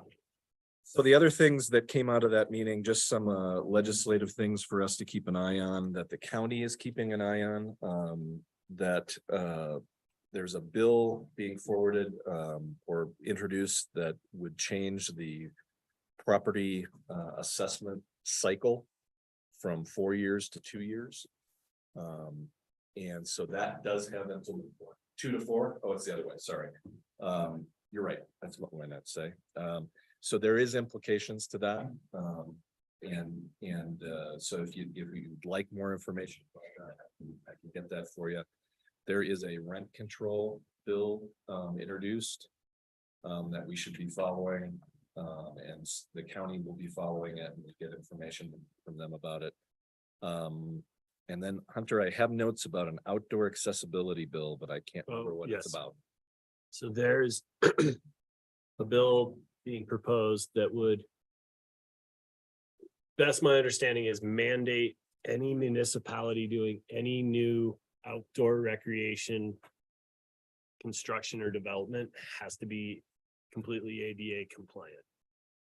So that would be the backyard trails, path around Meadow Creek trails. Would all trails. So it's another one to keep an eye on the legislative level. Would that also mean like we have the portage on there? Don't know about bathroom, but just accessibility has to meet ADA trail requirements. So so that could have huge impacts to our agenda item number 1 conversation and some of our master planning efforts. I also think that the adventure park, arena, there's implications to all of that. And the some of the zoning and land use conversation you've probably seen in the I think we're all aware that the town of Breckenridge has written a letter to the governor's office about use by right legislation around land use. There's several things that have been proposed around that: ADUs, duplex, triplex on single family lots, things like that could have huge implications on local governments. Taking away parking requirements, those types of things. Brett is asking whether the towns in Summit County would simply write to support their position or write to express their own position. So if the council would like us to draft something like that, we'd be happy to put that together and bring it back for the council. So get more info on some of those impacts. Next meeting, we can follow up on that. Okay, definitely. Yeah, it would overrule home rule authority in a lot of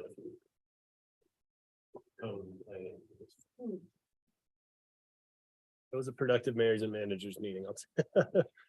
Also, like just to note for the record that Councilmember Burley is now present. You good with staff updates? Seemed like a good one. Next on this evening's agenda is the consent agenda. Mr. Mayor, I move that we approve the consent agenda. Move to approve the consent agenda by Mayor Pro Tem Ainken. Is there a second? Second by Councilmember Holenko. Any conversation on the motion? Call the question, please. Holenko, Yes. Held, Yes. Skrzypek, Adrian, Yes. Aiken, Yes. Mortensen, Yes. Burley, Yes. Aronson. Yes. Consent agenda passes.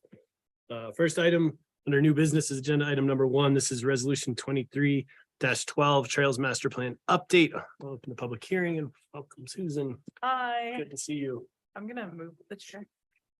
Looks I haven't comfy. presented from a blue chair like that before. See where that. Looks like you're expecting somebody. I don't know what to do with that chair. Okay. And then there's this. That's the Valentine from the preschool. Oh, that's adorable. Infant room. Oh. All right. Well, thank you, Mayor and council members. We are excited to bring the resolution for the adoption of the updated Trails and Pathways Master Plan before you this evening. I was just going to briefly highlight the purpose of the plan and what we learned along the way. I'd like to start off by saying that the 2017 plan has offered a strong foundation for us to start with. I know you guys some of you were here when we developed that plan and put a lot of work into it. It's a robust plan and it had a great deal of public input. So we didn't reinvent the wheel. We took the same general approach in terms of plan organization and themes. So to start off, we dedicated a lot of energy at the beginning of the process to reviewing and inventorying all of the proposed projects from the 2017 plan. This was done to both acknowledge the work that has been completed, as well as evaluate all of those projects to determine whether or not they're still feasible and whether or not they're still desirable. We checked in with community members to confirm goals and priorities, and it's based on this feedback that the plan has an increased focus on improving overall community walkability goals. Community members really stressed the importance of completing pathway connections and implementing those complete streets plan changes that we talked about on Granite Street and throughout the downtown corridor.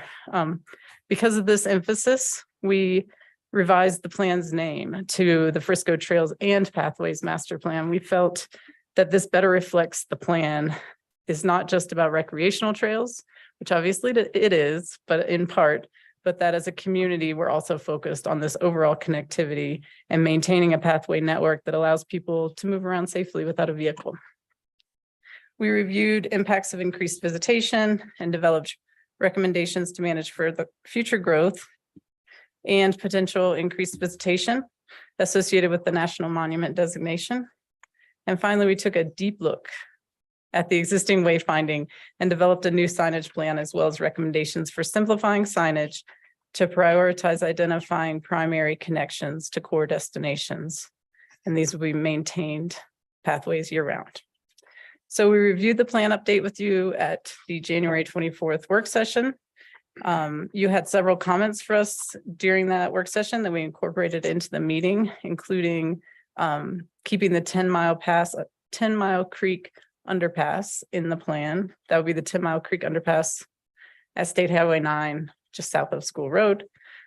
Safety recommendations for the rec path near Zach Stop, making sure we carefully consider place names for new wayfinding signage, and then maintaining the current direction for plowing and to prioritize a plowed path south along State Highway 9 between the Water Dance roundabout all the way up to the hospital stoplight. So the Frisco Trails and Pathways Plan is truly a blueprint for future investment in the community's connectivity, providing direction for you all to continue to make and encourage a better connected pathway system. So I also want to acknowledge SE Group, in particular Avery and Gabby are online with us this evening. And I know they both worked really hard on this plan and put a lot of time into digging through the minutia of all of our wayfinding and all of our trail connections, and every inch of the pathways was, I think, personally combed by Avery at some point. So we're happy to answer any questions you may have, and I can also discuss next steps with you if you'd like. Questions? Highlights on next steps? Highlights on next steps. So you already have in the 2023 budget, I believe it's 1.3 million for the path in front of Walmart, between Walmart and County Road 1040. We're currently working on a wayfinding grant. We don't have anything specifically budgeted for wayfinding this year, but that was one of the most highest priority items from the Trails Plan. So we're working on a grant with the Colorado Office of Economic Development and International Trade. Sorry, I had to, I can't even say the acronym. To hopefully be able to like implement a portion of the wayfinding plan in 2023. That would be wonderful. We also have the Complete Streets 30% design, which is on our agenda later tonight, and we would potentially come back to discuss priorities for 2024 with you guys during the budget process.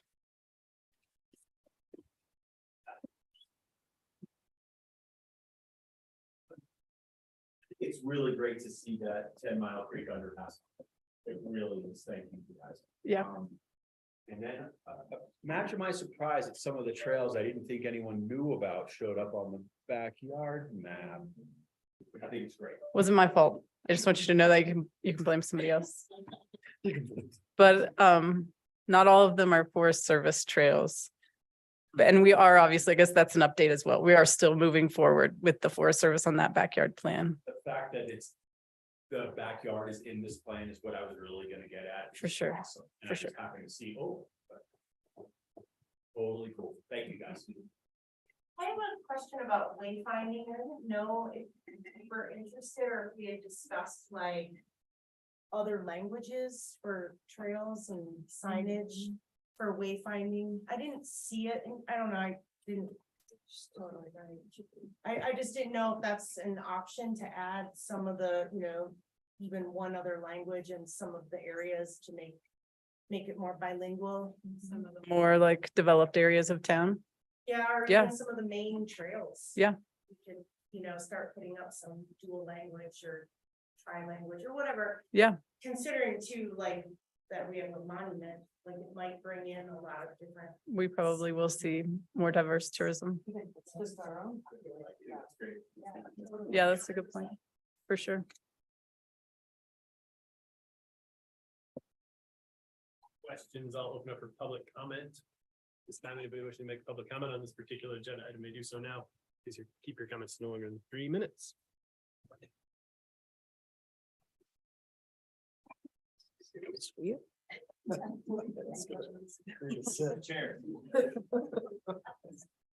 Hi, we're Barb and Paul Del Grego on Timberland Cove here in Frisco, and we were here in January. And we've had time to do a lot of research on this, the trails plan and the advantages of grooming instead of plowing the rec path along the lake. We're excited to share with you what we know, and we live right on this trail, so we see it every day. Again, thank you to the town council for all you do. We appreciate it and we love it here. Frisco's a great town.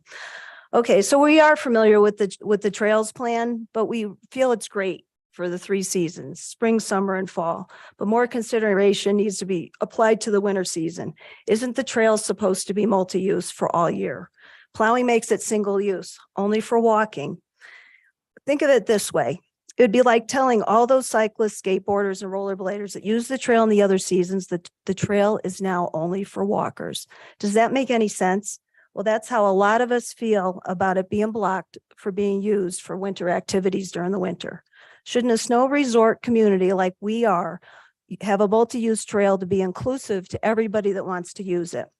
So what we've done, we've spoken personally, Paul and I, to over 150 people about this separately and together. And we have a petition here with over 130 names on it. Excuse me. What does it say? It says to stop the plowing and start the grooming. Who's on it? It's the people that live along the trail. There's more than 300 condos and plus or minus 1,000 people there. People in their 30s, men, women, people in their 70s, folks from the Nordics group at the Summit Seniors, alpine skiers, hikers, cyclists, snowshoers from the Summit Seniors, full-time homeowners, seasonal renters, second homeowners, business owners, and so many dog owners, including us. What did the ones that signed it say? It blew us away. The enthusiasm was unbelievable. Here's some quotes. Oh my God, that'd be amazing. Will it be like what Dylan does with the lake loops? So cool on the lake. 2 runners. Yes, groom snow is easier on our feet to run on. Thank you, thank you, thank you for doing this. Please make it happen. A school teacher and an admin during lunch break for the middle school. Why are they plowing? I used to ski on my lunch break. A couple trying to snowshoe along the edge. Why are they plowing? I can't snowshoe. Can I ride my fat tire bike if it's groomed? Can I ski jor with my dog? Will it be groomed like the Trail to Breck? This here is flat, pristine, so much better, and I live right on it. That's such an easy ask. Why wouldn't they? It's such a bummer about the sledding hill. My kids miss it. Please groom it. I can pull my kids on a sled here again. Why are they plowing? It's creating a sheet of ice today. This happens more than you know. If you question the multi-use and walkability of a groomed trail, just go check out the rec path where they're grooming it up at the top of the Nordic Center. We don't know how much it costs to plow, but we know there's already been funds associated to the plowing. Would it cost any more or less? We've even spoken to Pete Swenson over at the Frisco Nordic Center, who runs the trails. He said a snowmobile with a tracker behind it could easily accomplish grooming this section and make it multi-use for everybody. We especially ask you to consider the safety on this plowed section because this thaw-freeze cycle turns into black ice, sometimes for multiple days. We've had a personal incident with the ice 2 weeks ago. With one of our dogs slipped, he ripped out a toenail and we had to bring him to the vet. We talked to 2 other people during that same time that this also happened to. We've seen 2 cyclists fall right near the bridge. It's not safe like this.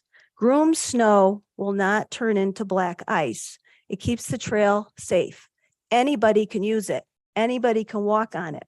There's an article I'm going to hand out and give you from the Aspen Times, how both Aspen and Snowmass 2 years ago decided to what they were previously plowing. They decided to groom for those exact reasons, for safety and to expand multi-use so everybody could use it. We've met with Tom Fisher and he told us it's up to the council to make this decision. We've listened to Susan talk about how everybody, including everyone, is important to the town planning. Yeah. Frisco Town Council, please make this into a true all-season rec path for the hundreds of us that want to also use this beautiful trail for all winter activities. Don't make the 1,000 or so people that live in these 300 condos along the trail have to drive somewhere to go cross-country skiing and add to traffic congestion when this trail is right in all of our own backyard.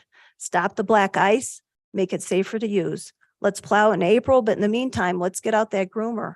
Paul and I will do anything else we can to help make this happen. What else can we do? Thank you for listening. Well, you can give Stacy the petition and the function. That's what that's.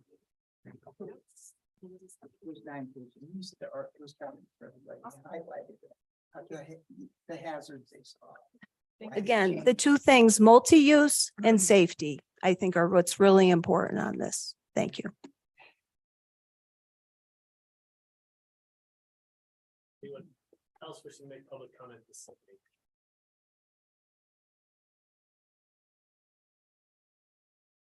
Nope, seeing none online, I will close public comment back to council discussion.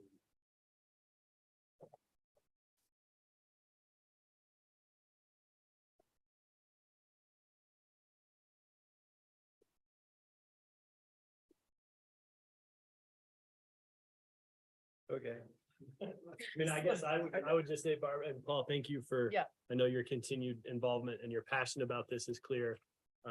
My personal take is, you have had the ski path of the non-plowed section for years, and this year we're trying something new. And I think at this point, and for me personally, I think we leave it as is and continue the plowing to see how that works as kind of part of our plan of trying to commit to the walkability, rideability, and multi-use of our trail network that is paved. You know, at this point, it is 1 year of the many that you don't get to ski and recreate that way, and I appreciate your passion on that, but I think for this year, I would be comfortable, council, if we just stay the course, see how this experiment works, and yes, even if we adopt this, it doesn't necessarily mean 100% we can't reevaluate some of the grooming, plowing, and other things going into next winter, when we have time to see how that goes. I guess my concern also, I completely support what you're saying. My other concern is that along that area of the rec path, there's a lot of wetlands that shouldn't necessarily have people and dogs in them, and whether DREC has posted signs about those things. The Willow Preserve, and that there's like all these different layers of wetlands along there, and in an environmental lens, there shouldn't be a lot of that, you know what I'm saying? In the winter, it's like one time that these areas are actually protected. Not sense. So you think that the grooming would keep people off of, is that? Yeah, I mean, I'm saying like, this will be like the first winter in a while where there isn't like a lot of people and dog poop and all kinds of stuff in these wetland areas, and while you know, it's just kind of to me, it feels like a win-win because we can try something new, but also we're keeping this one particular area protected. And who knows, maybe someday Denver Water is going to show up and fence it off. I don't really know, but I'm just trying to say, keep in mind that this is a wetlands area. And even at the Willow Preserve, like there's not supposed to be dogs running through there. It's an environmental zone. And I don't know. Can I just make one comment? Have you seen what they've done on Lake Dillon? We have 4 miles of groomed trails on the lake leading from the marina over at the Dillon Marina. They have a hockey area on the wetland areas. It's on the lake. It's on the lake. It's dog friendly. It's for parasailing. It's for ice fishing. But these are It's for like, this is all of like a that. more marshy. Yeah. So I'm gonna keep it in public comments over, thank you, and you've got our emails and phone numbers. I agree with you 100%, from a clarifying, because I took a walk out there the other day, probably been 2 weeks by now, but, and it's gorgeous. So from a personal standpoint, I don't know whatever was there before. I know that because it was plowed, I walked there to check it out, and out of respect to understand current conditions. Previous years, was it just untouched? So it was the same as everything else is out there, except the part that's paved. Okay. The part that's paved, but everybody did still, like, they used it, so it's just like the trails. It got part of that. But I agree. It's a nice change of pace. There's addition and subtraction in the change, and it'll probably continue to be a discussion, but for now, I think it's a nice thing to do for this year, and then we can have some facts to argue about later. Good on a resolution? So Yeah, first off, thank you guys for participating in your local government, and this ordinance does not designate that as a permanently plowed section of trail. No, I know I'm not supposed to comment, but I think the worst is yet to come, though, on safety issues. Because as it melts. We've noted that and appreciate it. So with that, Mr. Mayor, I move that we approve agenda item number 1, resolution 23-12, a resolution adopting the 2023 Frisco Trails and Pathways Master.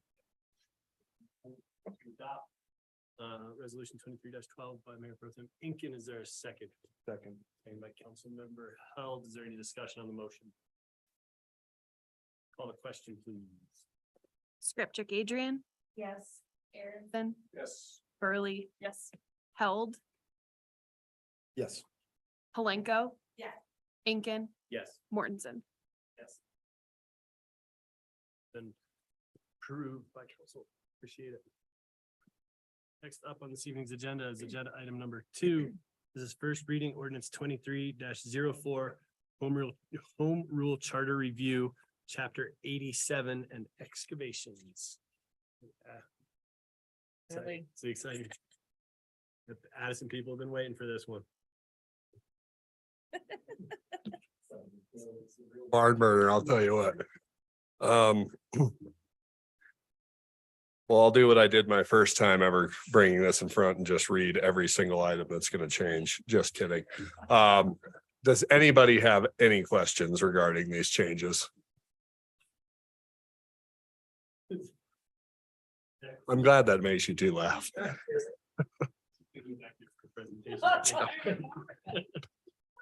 Shame and pain. Council decision. I assume everyone has read the staff report in the packet of excavations. Is there any particular questions, concerns? Like Addison to address all we have them in front of us. Seeing no questions right now. Is anyone wishing to make public comment on this agenda item? No one online. See no one in chambers. I'll close public comment and back to council discussion. I just wanted one quick, because this is to Addison, to Susan. I send out usually before the meeting. You think I ask a lot of questions at the meeting? I send out questions before the meeting. And I really appreciate the answers. Not only does it make the meeting more efficient, but it makes me more comfortable in the process. So to those who I've burdened with my questions, thank you. I have no concerns about this now. And I see the follow-up to his questions that have questions, because he shares those with me and they're very good in this cycle. So thank you. All right. Nope. No questions? Nope. Did you already read the title? I did. Great. Mr. Mayor, I move that we approve on first reading, second reading, where first reading. Ordinance 23-04. Been moved to approve on first reading by Councilmember Burley. Is there a second? Second by Councilmember Aronson. Any discussion on the motion? Can you call the question, please? Aronson, Yes. Burley, Yes. Held, Yes. Kalenko, Yes. Incan, Yes. Mortensen, Yes. Skrupcheck, Adrian. Agenda item passes. Next item is agenda item number 3. This is resolution 23-13, 30% design for Granite Street for complete streets plan. And welcome back. Thank you. So this resolution is for a sole source contract with Tool Design Group to move forward with the development of designs for the Granite Street corridor. The 30% design of Granite Street was the highest priority among medium-term projects for achieving the downtown complete streets goals, the downtown complete streets plan goals. Sorry, that's a mouthful. The conceptual plans that were developed, or the conceptual designs that were developed in that complete streets plan, were a high level view of the desired future for Granite Street. And so these 30% designs will take us to the next level. It will give us the detailed information needed to make decisions about phasing and budget. It will also offer more detailed design criteria for private developers who are looking to develop along the Granite Street corridor. And they'll have more information at their disposal to be able to tie into that complete streets plan.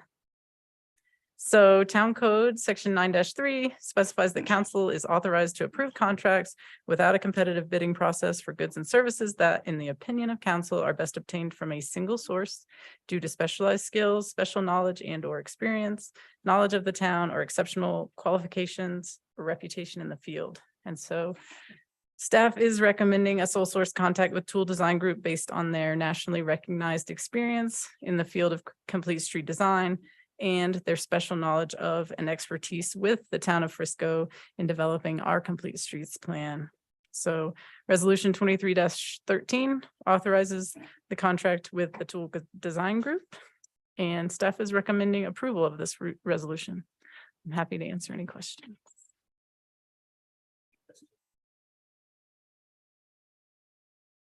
Exciting. This is actually another good step. We've taken a lot of steps tonight. I'm in favor. Questions for staff, open up for public comment. Wish to make public comment on this agenda item. No public comment in chambers or online. I'll close public comment. I fully agree with you, Andy. I'm excited to see where this goes and to get this project started. It's not soon, but it'll be great. It started, so thank you for all the work on that. So been communicating with the consultant to make sure that we have some preliminary estimates of cost in time for our August budget conversations.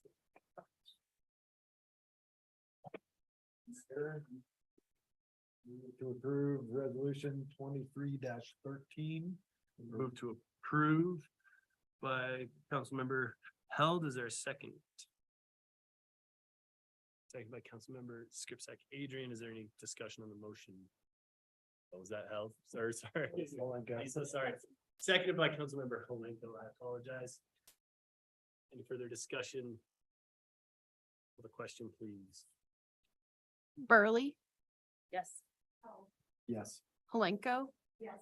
Aiken. Yes. Mortensen, Yes. Skripchak Adrian, Yes. Aaronson. Yes. Agenda item also passes this evening. Next up is old business. This is agenda item number 4, the second reading of ordinance 23-03, an ordinance concerning certificates of participation and site leases. I'll open up the public hearing. Leslie, good evening. Good evening, Mayor and Council. So this ordinance, if passed on second reading, would set some limitations regarding the financing of Granite Park, which is a workforce housing project that the town is looking to construct through the certificates of participation. So if approved, it would set the maximum annual repayment, the total repayment over 20 years, the total principal, the purchase price of the certificates of participation versus the principal, and a maximum interest rate at 5%. As of 2 weeks ago, when this was presented, Todd Sido from Stiefel gave us some numbers that an all-in true interest cost was looking like about 3.8% at that point in time. It also includes some related documents. We do have one additional document that will be presented to council at the next meeting on the consent agenda, and that is regarding a preliminary official statement. That is a document that investors would review with the purpose of having interest in purchasing the certificates of participation and learning more about the town of Frisco and that we are a great investment. So staff recommends that you pass this ordinance on second reading, but I'm happy to answer any questions.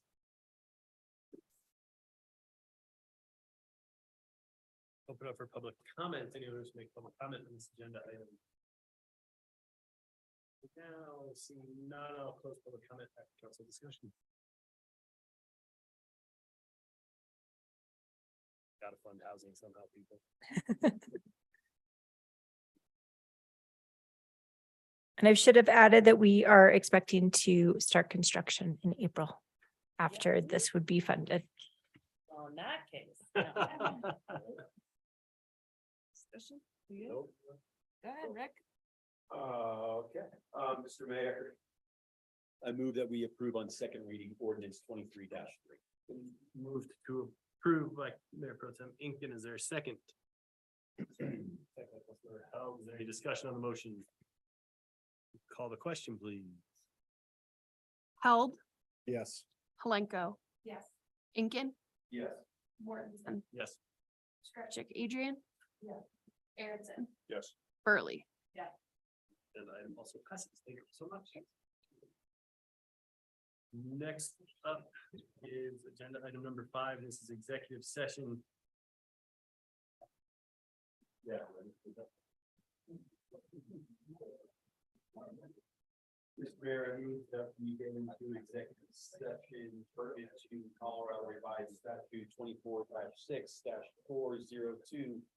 Parentheses 4, parentheses A, concerning the potential sale of real property, and 24-6-402, parentheses 4, parentheses E, to determine the positions relative to matters that may be subject to negotiations, develop strategy for negotiations, and to instruct negotiators, each in connection with potential affordable housing project. Move to enter into executive session. Mayor Pro Tem Incan, is there a second? Second. Second by Councilmember Burley. There's no official motion. Can you call the question, please? Holenko. Yeah. Incan, Yeah. Mortensen. Yeah. Skripchak Adrian, Oh, yes. Aronson. Yes. Burley. Yes. Held. Yes. It's just no more sugar for us too. Transfer over to executive session.